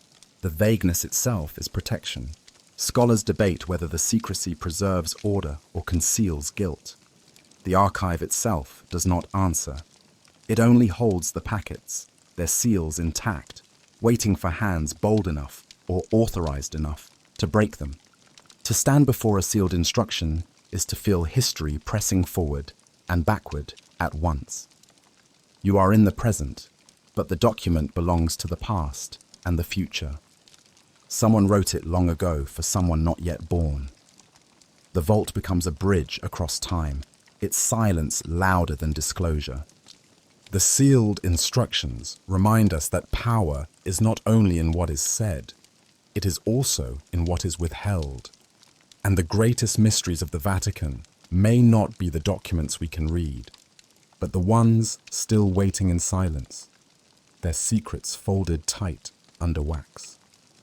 The Vatican vaults are not only a storehouse of content, but also of tongues. Shelves hold manuscripts written in languages no longer spoken, scripts few can decipher, alphabets that once thrived but fell silent. To open one of these texts is to hear voices from civilizations long gone. They speak still, but through forgotten languages. One manuscript, copied carefully on parchment, is written in Gothic script, the language of tribes who once challenged Rome itself. Few scholars read it today. The words describe prayers, hymns, fragments of scripture translated into a tongue that faded when kingdoms collapsed. To see it is to realize how fragile a language is. Once sung in churches, now locked in files only specialists understand. Another shelf holds texts in Coptic, the last voice of ancient Egypt's tongue. Letters from monks in the desert, accounts of visions, hymns to the rising sun turned Christian. Their sentences mix the old and the new, hieroglyphs lingering as shadows in the shapes of their words. Reading them requires more than knowledge. It requires patience, because even the grammar resists modern logic. There are scrolls in Aramaic, the language Jesus himself likely spoke. These letters carry not doctrine, but everyday concerns, debts, family disputes, notes between communities. Their ordinariness is what strikes hardest. History often remembers only kings. Here, forgotten languages give voice to ordinary lives. On another table, a conservator lays out a manuscript in Glagolitic, an alphabet invented to spread Christianity among Slavs. Its loops and knots look like coded symbols, but each letter once carried sound, breath, meaning. Now the sound has faded, leaving only ink.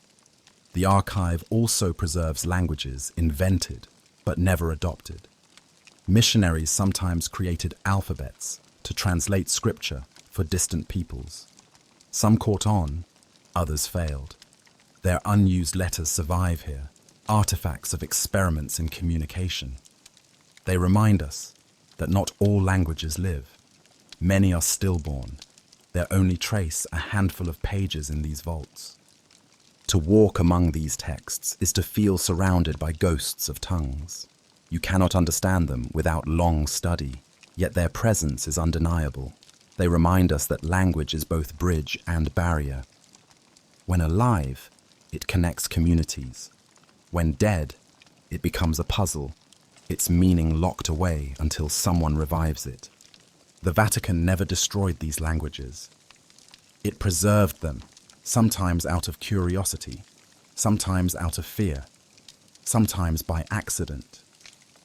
In doing so, it became the keeper of voices that might otherwise be gone forever. Forgotten languages whisper louder than familiar ones, because when you cannot understand them, you realize how much has been lost and how much remains to be rediscovered. Every archive has its moments of crisis, when order shatters and silence breaks. The Vatican's vaults are no exception. There was a night, remembered in half-secret reports, when the shelves stood empty, not forever, not completely, but enough to leave a scar. The night of empty shelves is not often spoken of, yet its shadow lingers. The story begins during one of Italy's turbulent periods of invasion. Armies marched toward Rome. Rumors spread that they would loot not only treasures of gold, but treasures of paper. Panic rose in the corridors. What if centuries of records vanished overnight? What if secrets fell into hostile hands? Officials made a desperate decision. Files were moved, not a few boxes, but entire corridors stripped bare in haste. Carts rolled through the night, piled high with folders. Guards whispered of hidden tunnels carrying them to safety. Some said wagons left the city entirely, bound for monasteries in the hills. Others believed the files were simply locked in deeper rooms. By morning, shelves stood hollow. Researchers arriving to work were turned away. The corridors echoed with absence. The sight of so much emptiness was almost worse than destruction. It suggested not only danger but secrecy. What was taken and why? The files returned weeks later, mostly intact. But not all. Some boxes came back thinner, others thicker. A few never reappeared at all. Rumors spread of documents lost, stolen, or deliberately hidden in other locations. To this day, the catalogues reveal gaps, entries marked but missing. The night of empty shelves became a myth in itself. Some saw it as proof of the church's commitment to preservation, saving its treasures from invaders. Others saw it as an opportunity, a convenient cover for removing files too dangerous to keep. Both may be true. Archivists today rarely speak of it. When asked, they shrug, suggesting records were simply moved for safety. But the silence feels heavy. An absence recorded is still a presence of sorts. To imagine the vaults emptied is unsettling. These corridors are defined by fullness, by the weight of memory pressing from every side. To see them stripped bare even for a night is to glimpse vulnerability. The Vatican, usually imagined as fortress, became fragile. The night of empty shelves teaches a strange lesson. Absence itself can be archive. Emptiness can record history as surely as presence. What vanished, what returned, what never reappeared. These gaps speak volumes. They remind us that archives are not only about what survives, they are also about what is missing and the mysteries those absences create. In the labyrinth of the Vatican's vaults, sometimes documents appear not as isolated records, but as echoes that seem to answer one another across centuries. A letter written in the 15th century finds its twin in a report from the 20th. A note scribbled in the margin of a medieval homily resonates with a telegram sent during war. These are shadows of synchronicity, moments when history folds back on itself, when patterns emerge that no archivist intended. On one table, a researcher lays out two files.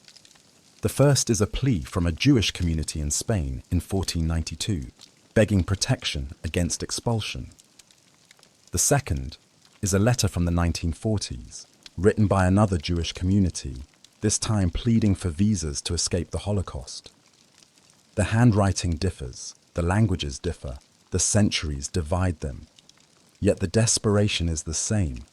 Two cries separated by hundreds of years, both folded into the same vault, as if the archive itself wished to remind us that history repeats. Another example lies in the margins of sermons.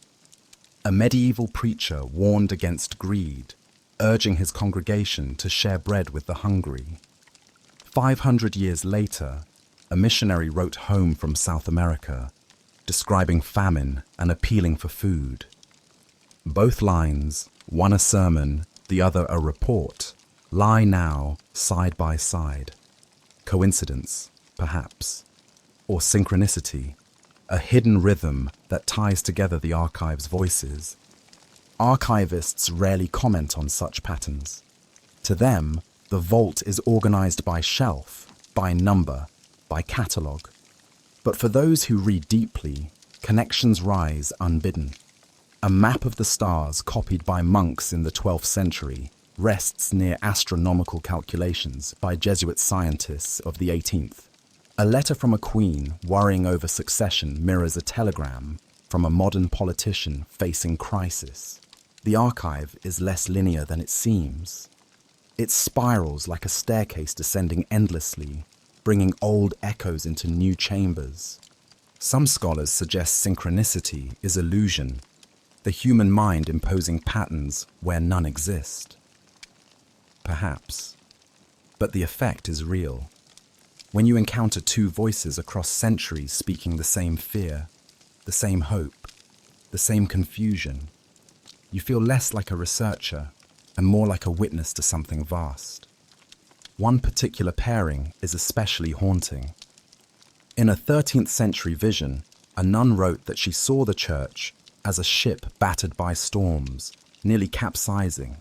6 centuries later, a cardinal wrote, during a political upheaval, that the church was like a vessel in high seas, tossed by winds. Neither knew the other's words, yet their metaphors mirror perfectly, as though time itself preserved a rhythm of imagery. The shadows of synchronicity suggest the archive is more than a warehouse. It is a mirror of human repetition. Wars recur, famines repeat, faith falters and rises. Voices plead for protection again and again. The documents do not just preserve, they resonate. They form patterns that remind us of our sameness across centuries. And perhaps that is the greatest secret of the Vatican's vaults. Not that they hide explosive revelations, but that they quietly prove how little changes. We write the same prayers, the same pleas, the same confessions, again and again. The shadows show us not only history, but ourselves. Deep inside the vaults, archivists speak of systems, catalogues, codes, keys, but among visitors, a different story circulates. The idea of a master key, not a physical key of metal and teeth, but a principle, a way of seeing that unlocks the archive's true structure. If found, it would reveal how every document connects, how the labyrinth is more than chaos. The master key is not labeled. No librarian will admit it exists. Yet hints appear in stray notes, a scribble in a catalogue. See also chain of correspondence, a faint annotation in pencil linked to prophecy file. These small gestures suggest that files are not only stored, but cross-referenced in ways invisible to outsiders. What if the master key is thematic rather than material? Faith and power, war and famine, prophecy and politics. Each theme weaving through centuries, each file a thread in a larger tapestry. To see the vault correctly is to trace these threads, to realize that no document is isolated. Everything connects. Some researchers believe the key lies in papal decisions. Every folder, no matter how obscure, eventually touches Rome's center. A letter from a peasant leads to a bishop's report, which leads to a cardinal's memo, which leads to a pope's decree. The archive, then, is not thousands of random voices, but concentric circles around one authority. That could be the key. Every path leads upward. Others argue the master key is more subtle. They point to patterns of secrecy itself. What is sealed, what is opened, what is labeled vaguely. The archive is not neutral. It is curated. To read it well, you must ask why something was preserved, why something was hidden, why a label says little. The key is not content, but intention. And still others insist the master key is simply memory. That to walk these corridors long enough, to know where files touch, is to hold in your mind a map invisible to paper. The librarians themselves may be the key, their memories forming the living index. When they retire, part of the vault disappears. When they whisper, part of it is revealed.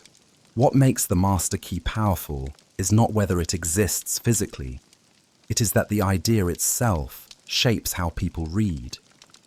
Those who believe in it search for connections. They see threads where others see piles. They weave meaning across centuries, linking prophecy to politics, relics to revolutions.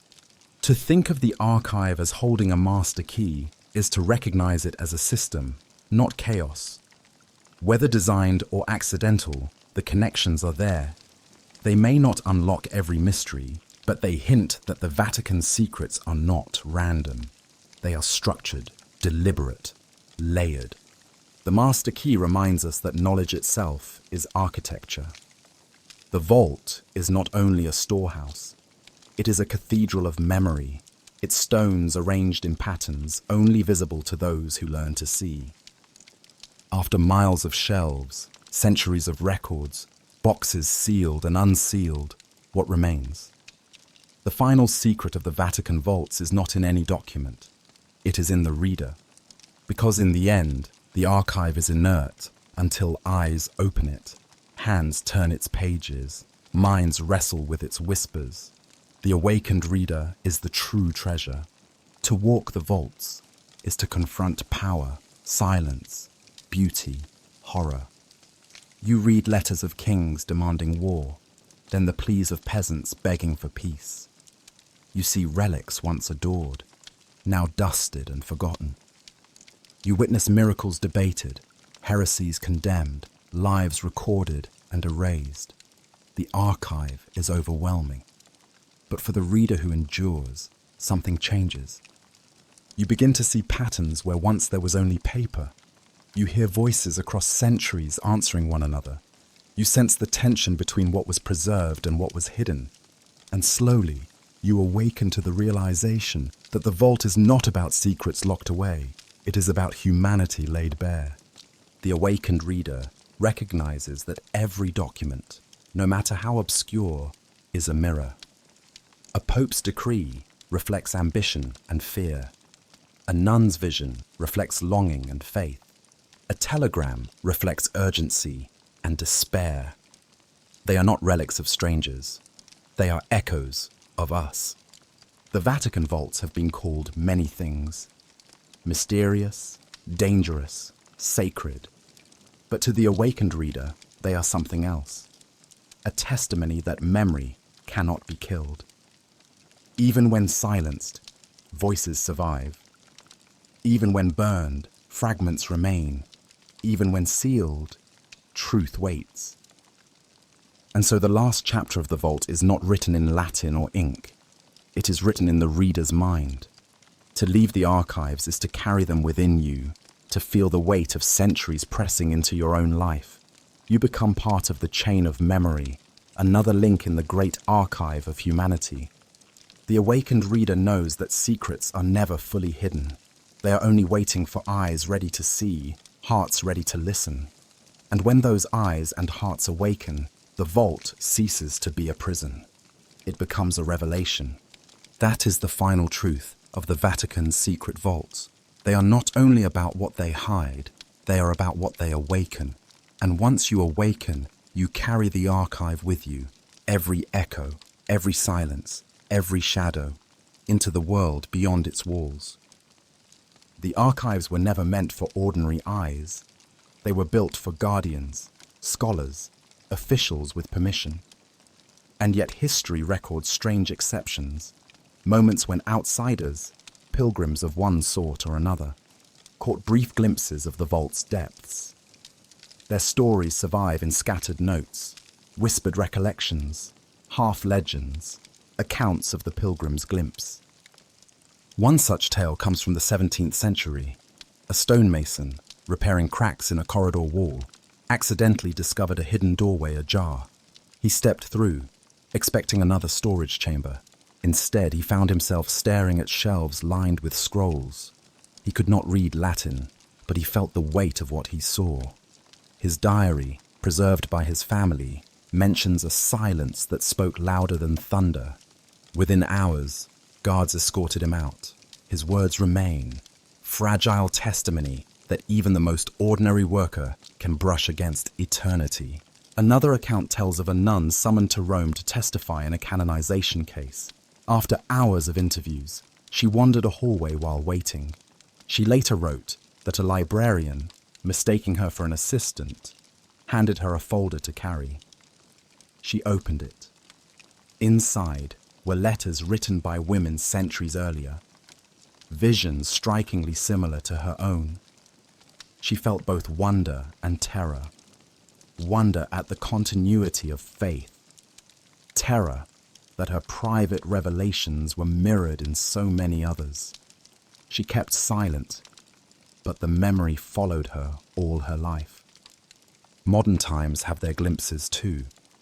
In the early 20th century, a soldier assigned to guard the Vatican during unrest recalled being stationed near a chamber filled with crates. Curiosity gnawed at him.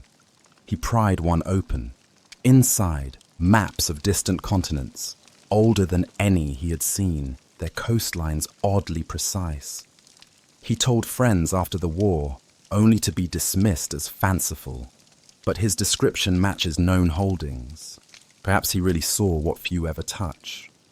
These pilgrim glimpses matter not for their detail, but for their effect. Each person described being changed, unsettled. Some felt awe, others fear. One described it as like hearing God breathe through paper. Another said he saw history staring back. Whether exaggerated or true, these moments remind us that the archive is not an abstraction, it is a place, and places sometimes spill into lives unprepared for them. For pilgrims, the glimpse is not about content, it is about weight. A stone mason, a nun, a soldier. None fully understood what they saw, but each carried away a conviction that they had brushed against something larger than themselves, larger than their age. They glimpsed not just documents, but memory itself, layered so thick that it seemed alive. The pilgrim's glimpse warns us too. It reminds us that the archive is not merely about access, it is about encounter. Even a moment can change how someone sees the world. And perhaps that is the secret. You do not need to read every file. One glimpse is enough to awaken the sense that history, preserved in silence, is always watching back. While pilgrims may glimpse the vaults by chance, archivists live within them. For them, the shelves are not mystery, but daily routine. And yet, that routine carries a burden. To guard so much knowledge, to know what others do not, to hold in memory stories hidden from the world. This weight shapes their lives. The archivist's day begins in silence. They enter corridors still dark from night, switch on lamps, unlock doors. They check humidity, temperature, light levels. Every document requires care. Yet beyond preservation lies discretion. Archivists must decide how much to reveal. Scholars request files. Diplomats inquire. Even popes sometimes ask. The archivist weighs the request, interprets the catalogue, chooses what to bring forth. This power is subtle but immense. An archivist's decision can shape scholarship, influence politics, decide what history emerges and what stays hidden. Some lean toward generosity, guiding researchers to overlooked treasures. Others lean toward caution, shielding sensitive material. Both choices are forms of interpretation. The burden is not neutrality, but judgment. In their notebooks, archivists record reflections. A line reads, "File opened for professor, but perhaps too soon." Another, "This document disturbs me. I pray before deciding." These fragments reveal inner struggles. They know the weight of secrecy. They know the temptation of revelation. To live between the two requires discipline bordering on asceticism. Some archivists develop peculiar habits. One memorized entire catalogue numbers, able to retrieve files faster than any index. Another spoke rarely outside the archive, as if words themselves had become dangerous. One retired archivist confessed he often dreamed of corridors, wandering endlessly, seeking doors that would not open. The vaults seeped into his sleep. There is loneliness in their task. Archivists live surrounded by voices of the past, yet they must remain silent themselves. They know scandals, but cannot speak of them. They handle miracles, but cannot claim them. They preserve condemnations, but cannot judge them. Their burden is not only knowledge, but restraint. Yet there is pride, too. Many describe their work as vocation. "We are not keepers of secrets," one wrote, "but servants of memory." They believe the archive belongs not to them, but to history itself. Their role is to carry it safely forward. The burden becomes a calling. Still, every archivist must face mortality. They know they cannot carry everything. Memory dies when they die. Each retirement is a loss to the vault. New archivists arrive, but no one inherits another's full map of the labyrinth. This fragility deepens the burden. To know that even guardians cannot preserve everything, that gaps will widen, that silence will always grow. The archivist's burden is thus not simply the weight of secrecy. It is the recognition that memory is infinite. and human hands are finite. To serve the vault is to serve something greater than yourself, knowing you will always fall short. And yet, day after day, they continue, unlocking doors, dusting pages, carrying the weight in silence. After so many chapters, so many corridors, so many boxes, the question remains, what is the Vatican Archive truly? It is not merely a building of stone or a library of paper. It is a labyrinth, not of confusion, but of eternity. A place where time does not move in straight lines, but circles, spirals, echoes. The eternal labyrinth. To walk through it is to lose track of years. You read a letter from a medieval monk, then a telegram from a modern bishop. You see a prophecy from the 13th century mirrored in a speech from the 20th. Past and present bleed into each other.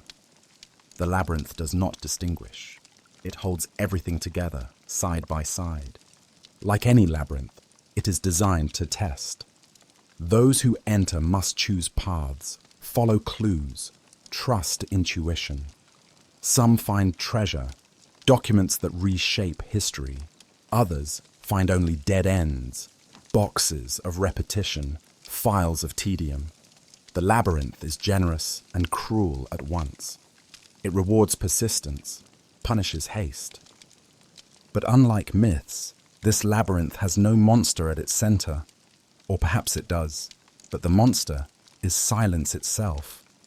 Silence swallows what is missing, what is erased, what was never written. The archivist may hand you a file, but you will still face blank spaces, missing pages, gaps that no record can fill. The eternal labyrinth thrives on absence as much as presence. And yet, the labyrinth also liberates. It teaches that history is not fixed. It shifts as you walk, as new connections emerge, as old silences whisper. Every reader redraws the map. Every researcher carries away a different path. The labyrinth is endless because meaning is endless. Some say the archive hides secrets too great for the world. Others say its secrets are ordinary, amplified by silence. The truth is both. The labyrinth contains miracles and receipts, visions and tax records, saints and sinners. Its power lies not in shock, but in accumulation. Mile after mile of humanity, preserved in ink. To wander here is to realize that the greatest secret is not a single explosive revelation. It is the recognition that history itself is infinite, layered, fragile, and alive. The eternal labyrinth is not meant to be solved. It is meant to be walked. Pilgrims glimpse it, archivists bear it, readers awaken within it, and as long as the shelves stand, as long as the pages survive, the labyrinth continues, not as a trap, but as a mirror that shows us who we were, who we are, and who we fear we might become. In the end, the Vatican's secret vaults are not about what they hide. They are about what they reveal to those willing to lose themselves in the labyrinth. And perhaps that is the final lesson.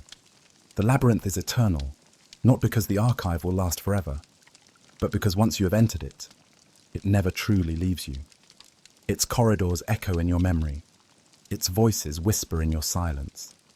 You carry the labyrinth with you, wherever you go. There are hours in the archive when even the keepers admit to feeling unsettled.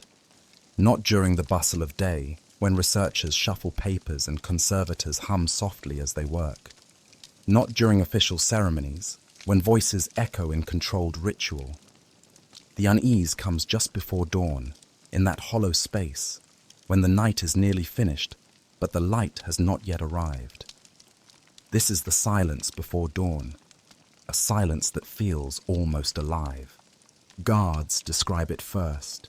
They walk the corridors on rotation, their boots striking faintly against the stone. At 3 a.m, the halls are only corridors.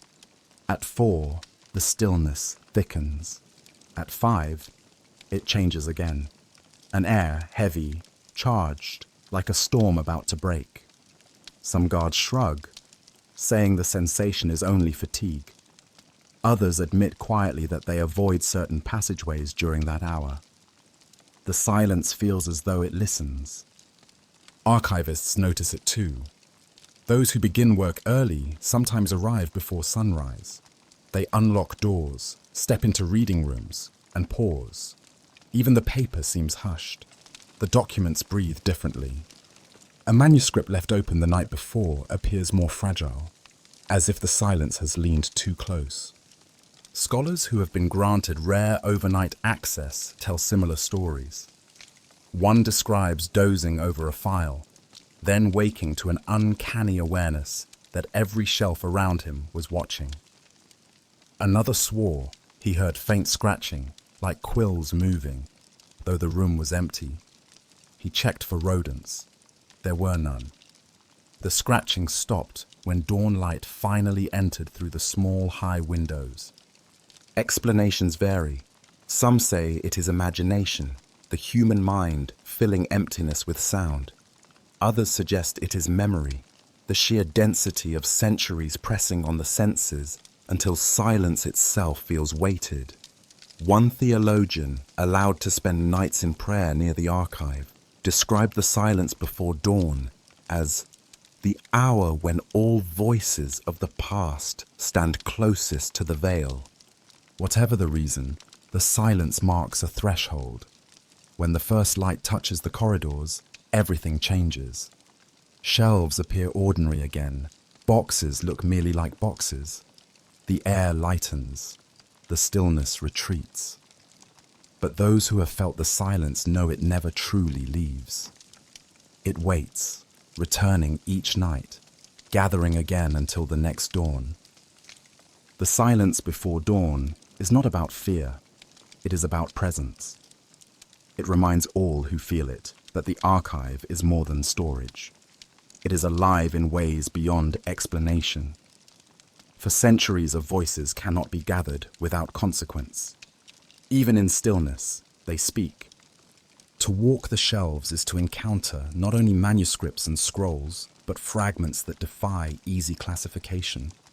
Broken pieces of wood, cloth stiff with age, small metal tokens, dust gathered into envelopes. These are the relics of dust, remnants preserved not for beauty or clarity, but for persistence. They survived because someone thought they mattered, or perhaps because no one dared discard them. One drawer holds a scrap of parchment, burned around the edges, with only a few letters still visible. Why keep it? Because it came from a codex destroyed in fire, the last surviving fragment of a text otherwise lost. Its few letters stand as witness to an entire book once alive. Dust turned sacred. Another box contains shards of pottery unearthed near catacombs. They are not whole vessels, only fragments, inscribed with symbols barely recognizable. Fish, crosses, initials. They may have once sealed graves, marked meetings, carried oil for lamps. Broken now, they are preserved in the archive as silent artifacts, testimony of hands long gone. There are pieces of cloth too, their colors faded, their weave fragile. Some are said to be remnants of liturgical vestments, others from banners carried in forgotten processions. A folded scrap of silk, no larger than a palm, carries an attached note, found in chapel wall, date uncertain. Nothing more. No explanation why it was placed there, yet it remains, filed carefully, as if dust itself deserved memory. The relics of dust remind us that not everything preserved carries clear meaning. Some objects resist interpretation. They are fragments without context, clues without solutions, yet they carry presence. To touch them, even through gloves, is to touch something real, something that once lived in a world now gone. Archivists admit these fragments often perplex them. Why were they kept? Who decided their value? Sometimes the answer is clear. A famous event, a sacred association. Other times it is obscure. A slip of paper with one word, a lock of hair, a stone smoothed by touch. These things matter not for what they say, but for the fact that they exist. Dust itself becomes relic here. Some boxes carry only ashes, labelled, catalogued, stored. The ashes of burned books, the remains of destroyed relics, the residue of what once held meaning. Even nothingness becomes archive. The relics of dust teach us that memory is not only in words. It is in fragments, scraps, remains. Meaning can be lost, yet presence endures. The vault honors this, preserving even what seems useless. Because even dust has its story, and even fragments carry the weight of centuries. Legends circulate among those who work in the Vatican about a figure who appears in the reading rooms at odd hours. Always seated, always quiet, always intent on a manuscript. Some describe him as a scholar dressed in old-fashioned clothes, others as a priest with downcast eyes. The strange part is that no one remembers him leaving. He is there when you arrive, and somehow still there when you go. They call him the reader who never leaves. Archivists are pragmatic. They insist the stories are exaggerations, born of long hours and tired eyes. But whispers persist. A guard once claimed he locked up a reading room, checked it twice, and the next morning found a chair slightly moved, a book open to a new page. A conservator swore she felt someone standing behind her, watching as she mended a parchment. When she turned, the room was empty. The figure never speaks. No one recalls a voice. Only the sound of turning pages, slow and steady, as if the act itself were eternal. Some think he is a ghost, perhaps of a scholar who died among the shelves. Others think he is myth, invented by archivists to explain the uncanny feeling of being watched by paper itself. But the reader who never leaves carries symbolic weight. He represents the hunger for knowledge that never rests. The archive is endless, and no single lifetime can contain it. Perhaps the legend comforts archivists, suggesting that someone, somewhere, continues the task even when they sleep. Perhaps it warns them, reminding them that obsession can consume, that one can vanish into paper and never return. A diary from the 19th century records a peculiar entry. Saw him again today. He nodded when I approached, but I dared not speak. His eyes were pale, as if they had seen too many centuries. No name, no explanation. Only that one note, tucked into the margin of an otherwise ordinary logbook. What makes the story endure is not proof, but repetition. Every generation of workers adds its own version. Some dismiss him. Others confess quietly they have felt his presence. Whether ghost or metaphor, the reader remains part of the vault's lore. The reader who never leaves is more than legend. He is the embodiment of what the archive demands: attention without end, devotion without pause, patience beyond measure. He is what every scholar becomes in fragments, what every archivist risks in silence. To read the vault deeply is to join him, if only for a time. And perhaps that is the final image, a figure seated among endless shelves, turning pages that never run out, eyes fixed on the past that never stops speaking. The reader who never leaves is not only a ghost, he is a reflection. For once, you have entered the Vatican's labyrinth of memory. Part of you never leaves either. Every archive has corners that resist discovery, not by accident, but by design. The Vatican vaults, for all their immense corridors and towering shelves, also possess something far smaller, yet perhaps more unsettling: locked drawers. They are not grand chambers with guards at the door, nor massive vaults secured with heavy chains. They are modest wooden drawers within desks, cabinets, or small chests, but each is sealed, key held, by only one or two hands. its contents hidden even from most archivists. The locked drawer carries a different kind of weight than a sealed box or packet. A box on a shelf declares its presence openly. It sits in plain sight, waiting.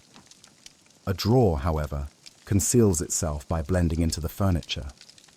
A desk looks ordinary until one handle refuses to turn. That refusal sparks curiosity, perhaps more than any labeled mystery ever could. What lies within?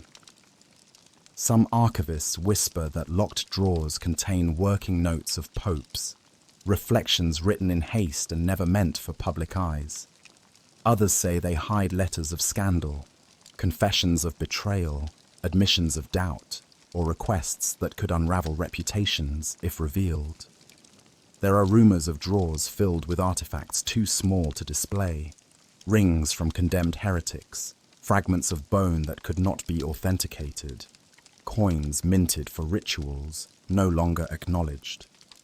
One story tells of a scholar in the late 18th century who, while assisting a senior archivist, saw such a drawer briefly opened. Inside lay bundles of letters tied with faded ribbon. He glimpsed only a single line before the drawer was shut. "Forgive me, for I could not carry their cries any longer." He never discovered who wrote it, nor what it meant.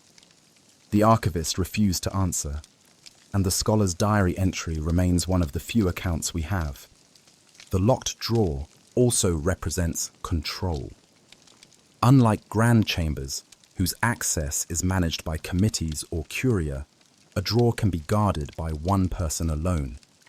Its key might rest in the pocket of a cardinal, its lock known only to a trusted scribe. Power in miniature. An entire century of history might rest within a compartment smaller than a bread box. There is symbolism here too. The Vatican vaults are an empire of paper, yet the locked drawer reminds us that secrets do not always demand miles of shelving. Some truths fit within the smallest of spaces, compressed into a letter, a token, a scrap of cloth. And because of their size, they are easier to hide, harder to trace, more easily forgotten. What unnerves researchers is not just the existence of these drawers, but the knowledge that they will likely never open them. Files sealed for centuries may eventually be declassified, but a locked drawer is personal. Its keeper may die. The key may vanish. The contents may be lost forever. The drawer remains, mute and resistant, its silence more enduring than any seal. And perhaps that is the point. A locked drawer is not just a container, it is a message. It says, "Here is something that cannot be shared. Not now, perhaps not ever." It reminds us that archives, however vast, are never complete. For every document we read, there is another hidden, another drawer that refuses to open. Most archives are built on presence, the documents that survive, the records that remain. But the Vatican vaults also preserve something stranger: absence, gaps in catalogues, missing pages, erased lines, entries marked no longer extant. These voids form a pattern of their own. To study them is to study the map of absences. At first glance, an absence looks like failure. A burned manuscript leaves behind only ash. A confiscated letter disappears from the file. A drawer that should hold 6 maps holds 5. Scholars sigh, frustrated. But over time, they notice the absences are not random. They cluster around sensitive topics, dangerous eras, volatile figures. The gaps begin to form outlines. One researcher charted missing files from the era of the Inquisition. The gaps aligned almost perfectly with trials that drew political controversy. Another studied absences in correspondence during wars. Letters vanished at points when alliances shifted. The missing pieces, when plotted, created a shadow history, a record not of what was kept, but of what was deliberately removed. The map of absences reveals patterns of erasure. A scribe in the 15th century scratches out a single sentence in an otherwise intact manuscript. Why only that line? The ink covering it remains darker than the rest, proof of intentional removal. Was it a theological error, a political danger, or a confession too raw? We may never know, but the absence speaks louder than the text that remains. There are absences born of chance too. Floods, fires, vermin, whole boxes destroyed, leaving gaps in timelines. Yet even these chance absences matter. They force interpretation to shift. Without a letter, motives cannot be proved. Without a decree, a decision looks spontaneous. Absence bends history as much as presence does. Archivists acknowledge this quietly. In their notebooks, some even mark gaps with care. Box missing since 1870. File destroyed by humidity. These notes, humble as they appear, are acts of honesty. They admit the archive is not whole, but the map of absences goes further. It suggests that sometimes absence is itself curated. Not all missing files are accidents. Some were likely removed deliberately, to shape narratives, to protect reputations, to conceal embarrassments. These silences are harder to prove, but when gaps align too neatly, suspicion grows. To walk the shelves with this map in mind is disorienting. You begin to see not only what is there, but what is not.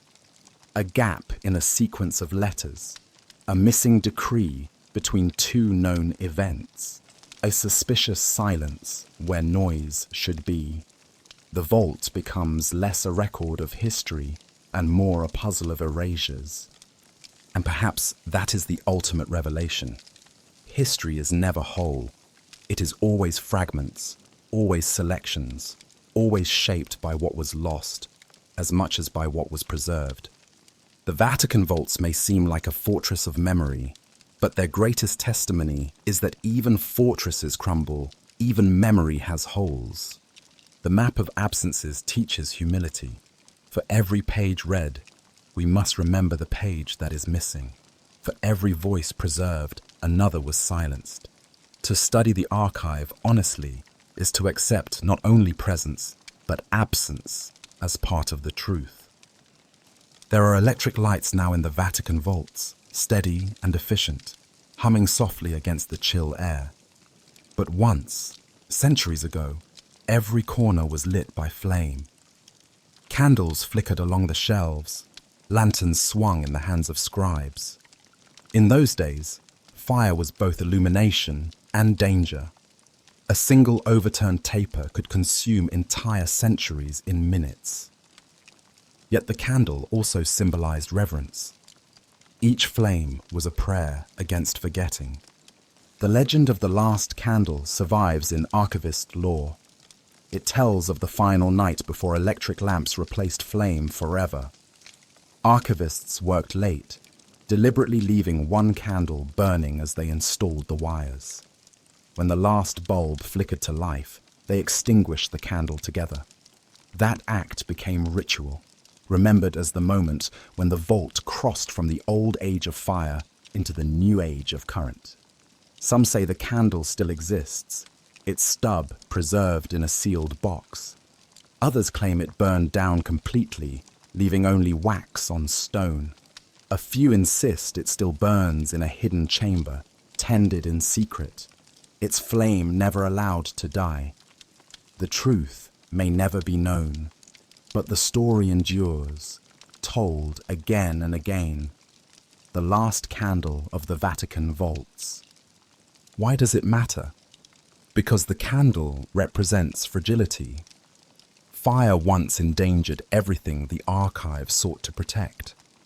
Yet fire also created the atmosphere of reverence that shaped centuries of guardianship. In the glow of flame, manuscripts seemed alive. Shadows danced across parchment, and every reader felt the intimacy of handling words in living light. Electric lamps brought safety, but they also ended that atmosphere. The last candle is also metaphor. It symbolizes the tension between old and new, between tradition and progress. The Vatican vaults survive because they adapt.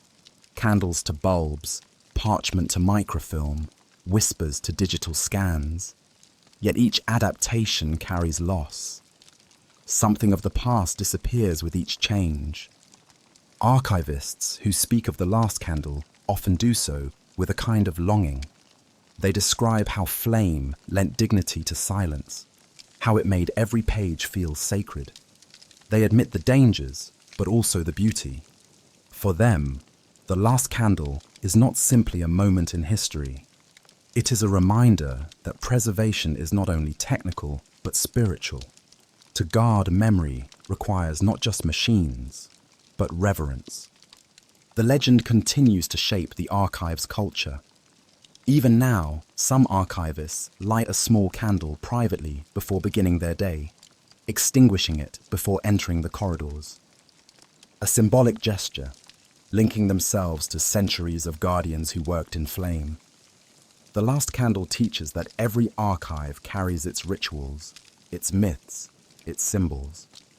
Some are official, others whispered, but all remind those who serve the vault that they are part of a lineage. They are not merely keepers of paper, they are keepers of light.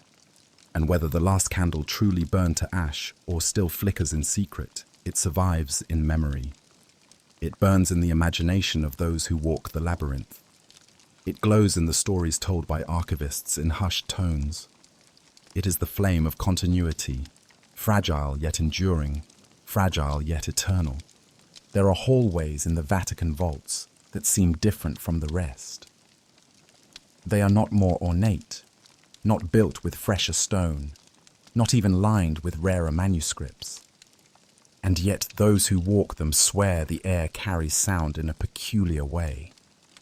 A whisper at one end seems to linger long after the lips fall silent.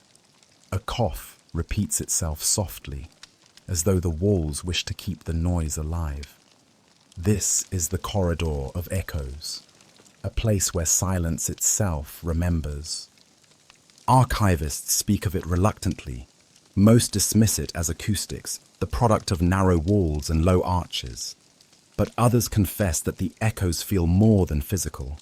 A sound made once does not always return the same. Sometimes the echo comes slower than expected, softer, shaped almost like a word. There are nights when an archivist working alone claims to hear voices repeating prayers long finished, lines of chants recorded nowhere, fragments of Latin that match no known text. One guard swore he heard his own name whispered back to him, though he had spoken nothing aloud.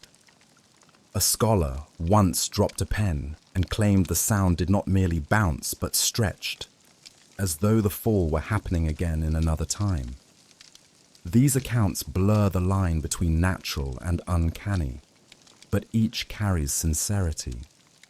For in the corridor of echoes, memory seems to attach itself not only to paper, but to stone. The corridor has a history. Records suggest it was built in the 15th century, when storage was expanded to accommodate growing collections. It connected new chambers to older ones, joining centuries together in one long passage. Perhaps its shape, unplanned but resonant, explains the strangeness. Or perhaps the countless footsteps that passed there left behind more than dust. One archivist described the sensation perfectly. It is as if the walls have learned to listen. Every voice, every sigh, every shuffle of shoes adds to the chorus. Over time, the accumulation grows, and what we call echoes may not be reflections of our own sound, but the preserved fragments of all who came before. Scholars who study acoustics suggest an experiment. Record the corridor, analyze the waves, but permission has never been granted. Perhaps the Vatican fears disappointment, that science will prove nothing supernatural. Or perhaps it fears confirmation, that the walls indeed hold memory in ways beyond understanding. Whatever the cause, the corridor of echoes has become a quiet legend among those who serve the vault. Some avoid it at night, others walk it deliberately, listening for faint voices, as though seeking communion with those long gone. For in that corridor, history does not stay still. It murmurs, repeats, insists on being heard again. The corridor of echoes reminds us that archives are not only collections of objects, they are places where presence lingers. Memory does not need paper to survive. Sometimes, stone itself carries the burden of remembering. And when you pass through such a place, you realize the archive is not silent at all. It is alive with echoes, waiting for ears willing to listen. Among the many books catalogued in the Vatican, most appear ordinary. Volumes of scripture, registers of baptisms, lists of donations. Their spines are brown, red, or gold. Their ink faded but steady. Yet archivists speak of one volume different from the rest. A book bound in dark leather, so black it seems to swallow light. They call it the Black Ledger. The ledger is not displayed. It does not rest on open shelves. It lies locked in a chest, itself placed within a chamber few may enter. Stories about its contents vary, but all agree it is unlike any other volume. Where most ledgers record presence, the Black Ledger records absence. Instead of listing what exists, it catalogues what was destroyed, silenced, erased. One archivist who claimed to glimpse it described lines written in small, severe script. Each entry gave a name, a date, a short note. Burned, removed, condemned. Some entries carried longer explanations, citing papal decrees or inquisitorial rulings. Others carried nothing but a single cross, as though even description was forbidden. The ledger thus became the mirror of the archive itself. For every file preserved, another was lost, and the ledger alone remembered the loss. Why keep such a record? Some argue it was meant as accountability, a recognition that destruction too must be noted.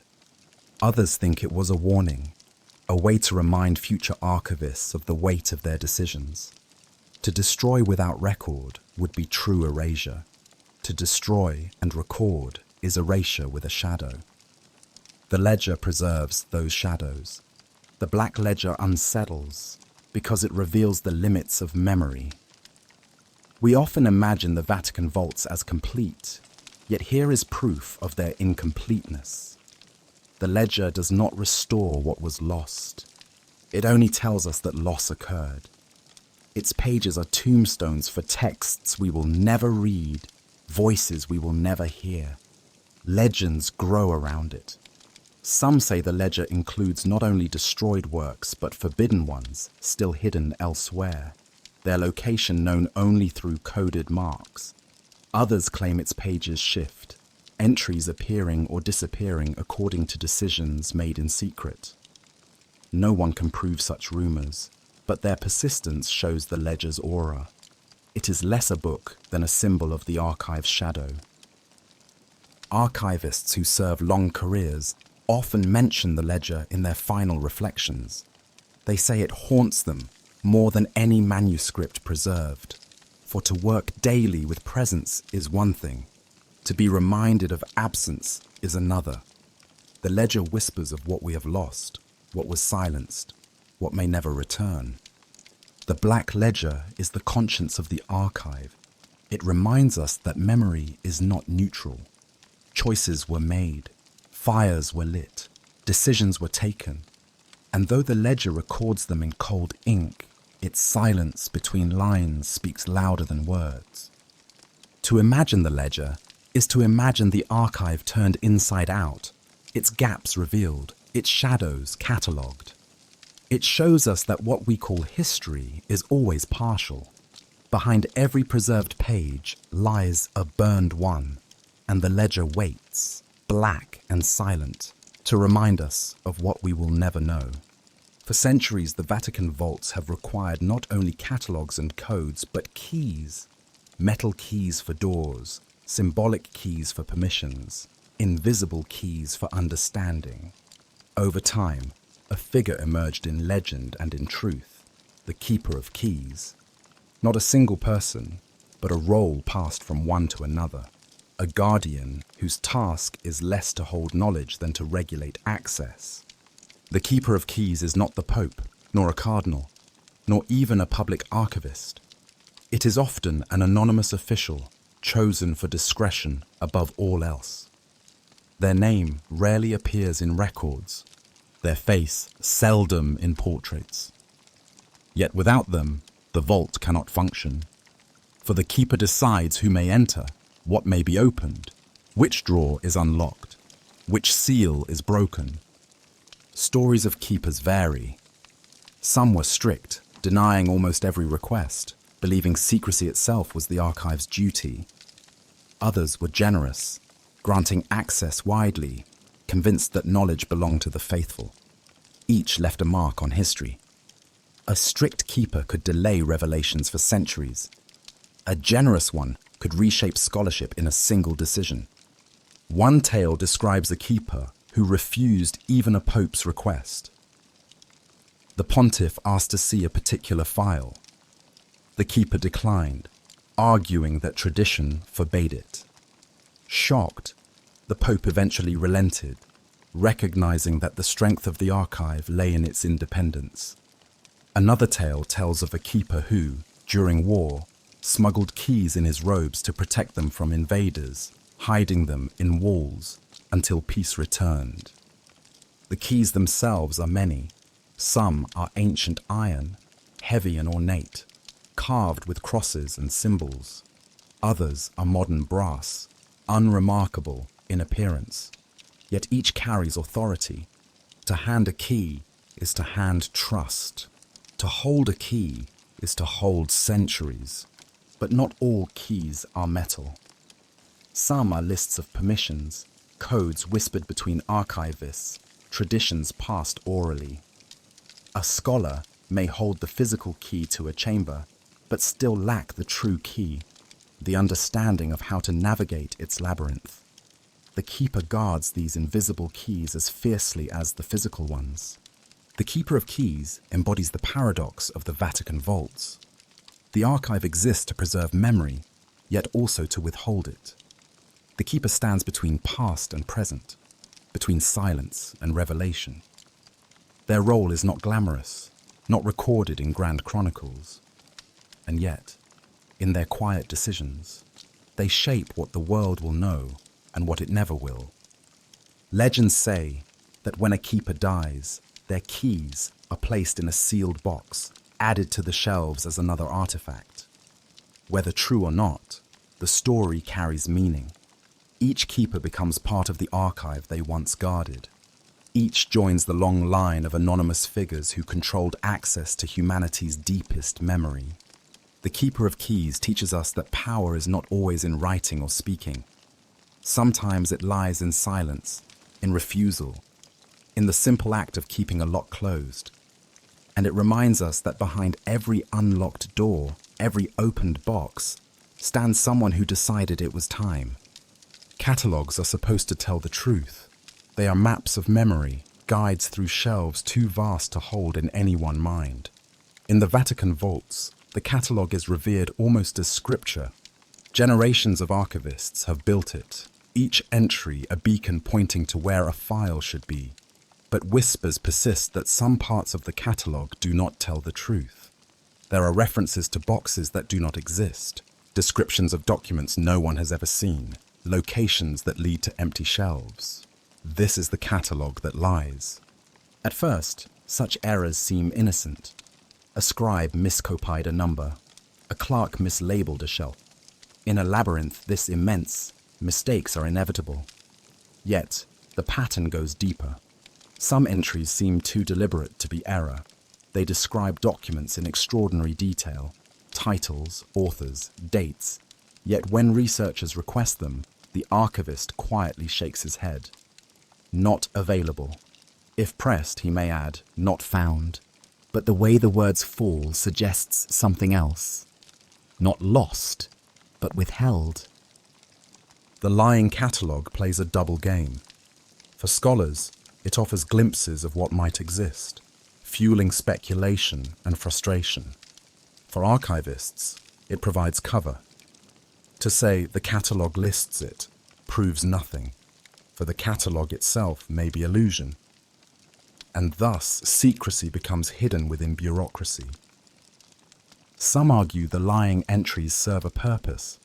They may act as decoys, distracting attention from more sensitive materials. Others believe they were once real, but the documents were later destroyed or relocated, leaving only phantom traces.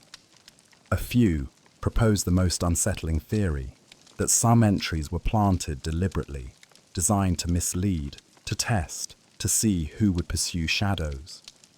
One researcher spent years following such an entry. The catalogue described a correspondence between a medieval pope and an astronomer accused of heresy. No copy has ever been shown. The scholar travelled across Europe seeking references, consulted archives elsewhere, and found nothing. Yet the Vatican catalogue still carries the entry, calmly declaring that the file exists. When asked why it is never produced, archivists shrug. Perhaps it was misfiled, perhaps stolen, or perhaps it never existed at all, except as ink on a page. The catalogue that lies is a reminder of power. For most researchers, the catalogue is unquestioned, the ultimate authority. But once its trust falters, the entire system quivers. If some entries are false, which ones are true?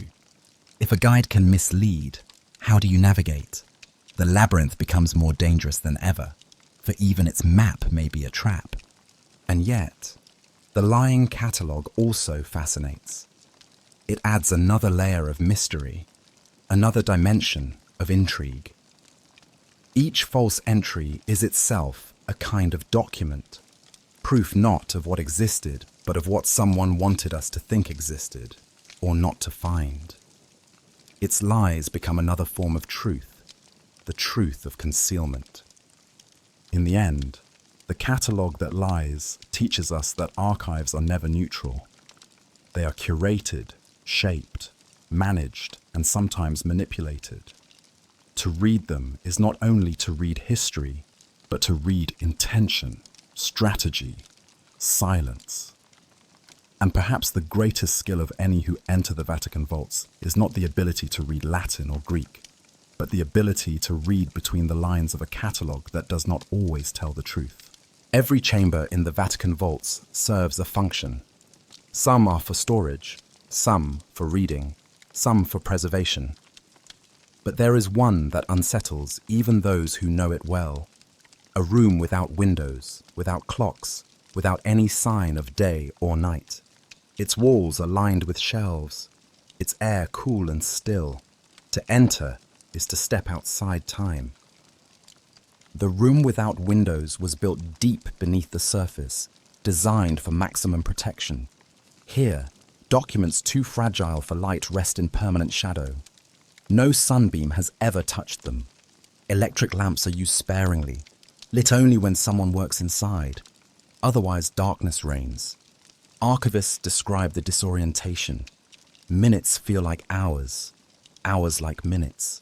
Without daylight, the body forgets its rhythm. Some scholars lose track entirely, working until exhaustion without realizing how long they have been inside. One reported stepping out into night, though he was certain only an hour had passed. Another emerged into full morning, dazed and blinking, as though he had slept through a century. The room's contents mirror its strangeness. Many are documents too delicate for handling, pages that crumble under light. Some are relics written in faded inks, barely legible without magnification. Others are experiments in preservation, manuscripts stored in controlled cases. But among them are files that seem ordinary, letters, decrees, sermons. Why keep them here, in permanent dark? Archivists do not say. Legends grow around the room. Some claim it holds documents that are dangerous if widely read, prophecies predicting calamities, confessions that could shatter reputations. Others suggest its purpose is psychological, to test the endurance of scholars, to see who can work in silence without losing balance. A few whisper that the room itself holds power, that stepping inside is like entering another world, a place where past and present collapse together. One researcher left a haunting account. He described reading a manuscript so faint he could barely see it. Then, in the dark silence, he felt as though the words were not on the page, but in the air around him, whispering themselves into his ears. He finished the text, closed the book, and swore never to return. His notes survive, but his fear lingers between the lines. The room without windows teaches us something profound about archives. Knowledge does not always flourish in light. Sometimes it requires shadow. To preserve memory, you must sometimes hide it away, beyond sunlight, beyond time itself. And in doing so, you create not only protection, but mystery. For when you leave the room and step back into corridors filled with light, you realize that not all knowledge belongs in brightness. Some truths remain forever in shadow, waiting in the dark, where silence is thicker than stone. Every generation speaks of continuity, that the archive will endure, that new archivists will replace the old, that the chain of memory will never break. But legends whisper of a final figure, the last archivist. A guardian who will one day stand alone among the shelves, knowing no successor will come. The story is told in fragments. Some say it originates from a medieval prophecy, scribbled in the margin of a forgotten chronicle. When the keys fall silent, one will remain, the last keeper of memory. Others believe it was invented by archivists themselves, a myth to remind them of their duty. Regardless of its origin, the tale of the last archivist has become part of the vault's lore.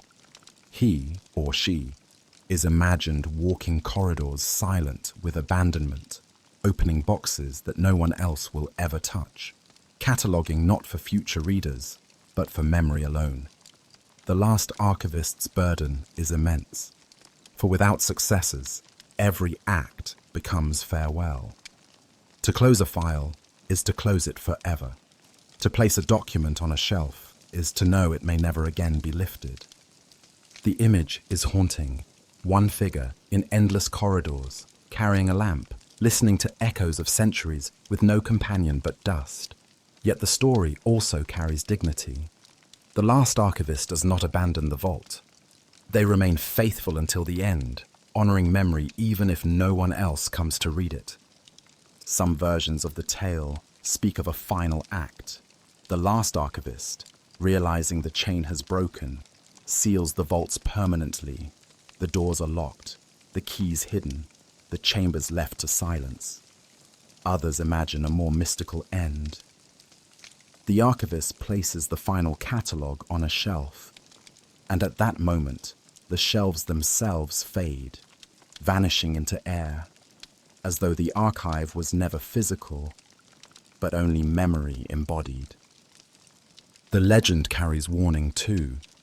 It reminds us that archives depend on people. Without archivists, boxes are just paper. Without memory, even the greatest collection turns to dust. The last archivist stands as symbol of fragility, a reminder that nothing endures without hands to care for it. And yet, there is hope woven into the tale. For some say, the last archivist will not be last at all, that when the chain seems broken, another will arrive, unexpected, untrained, drawn by fate. That memory itself will summon a new guardian because history refuses to vanish. Whether prophecy or invention, the story of the last archivist lingers in every corridor. Each archivist who enters the vault feels a shadow of it, wondering if they might someday carry the burden alone. And perhaps that is the legend's power. It keeps each generation vigilant, devoted, humble. For to serve the vault is to serve not only the present, but the possibility of being the last. The last archivist is not only a figure of ending, it is a reminder of responsibility. Each archivist in their own way is the last for the files they touch, the manuscripts they preserve, the silences they honor. Every decision might be final. Every act might close a door forever. And so, in truth, we are all last archivists, each moment carrying the weight of memory that may never return.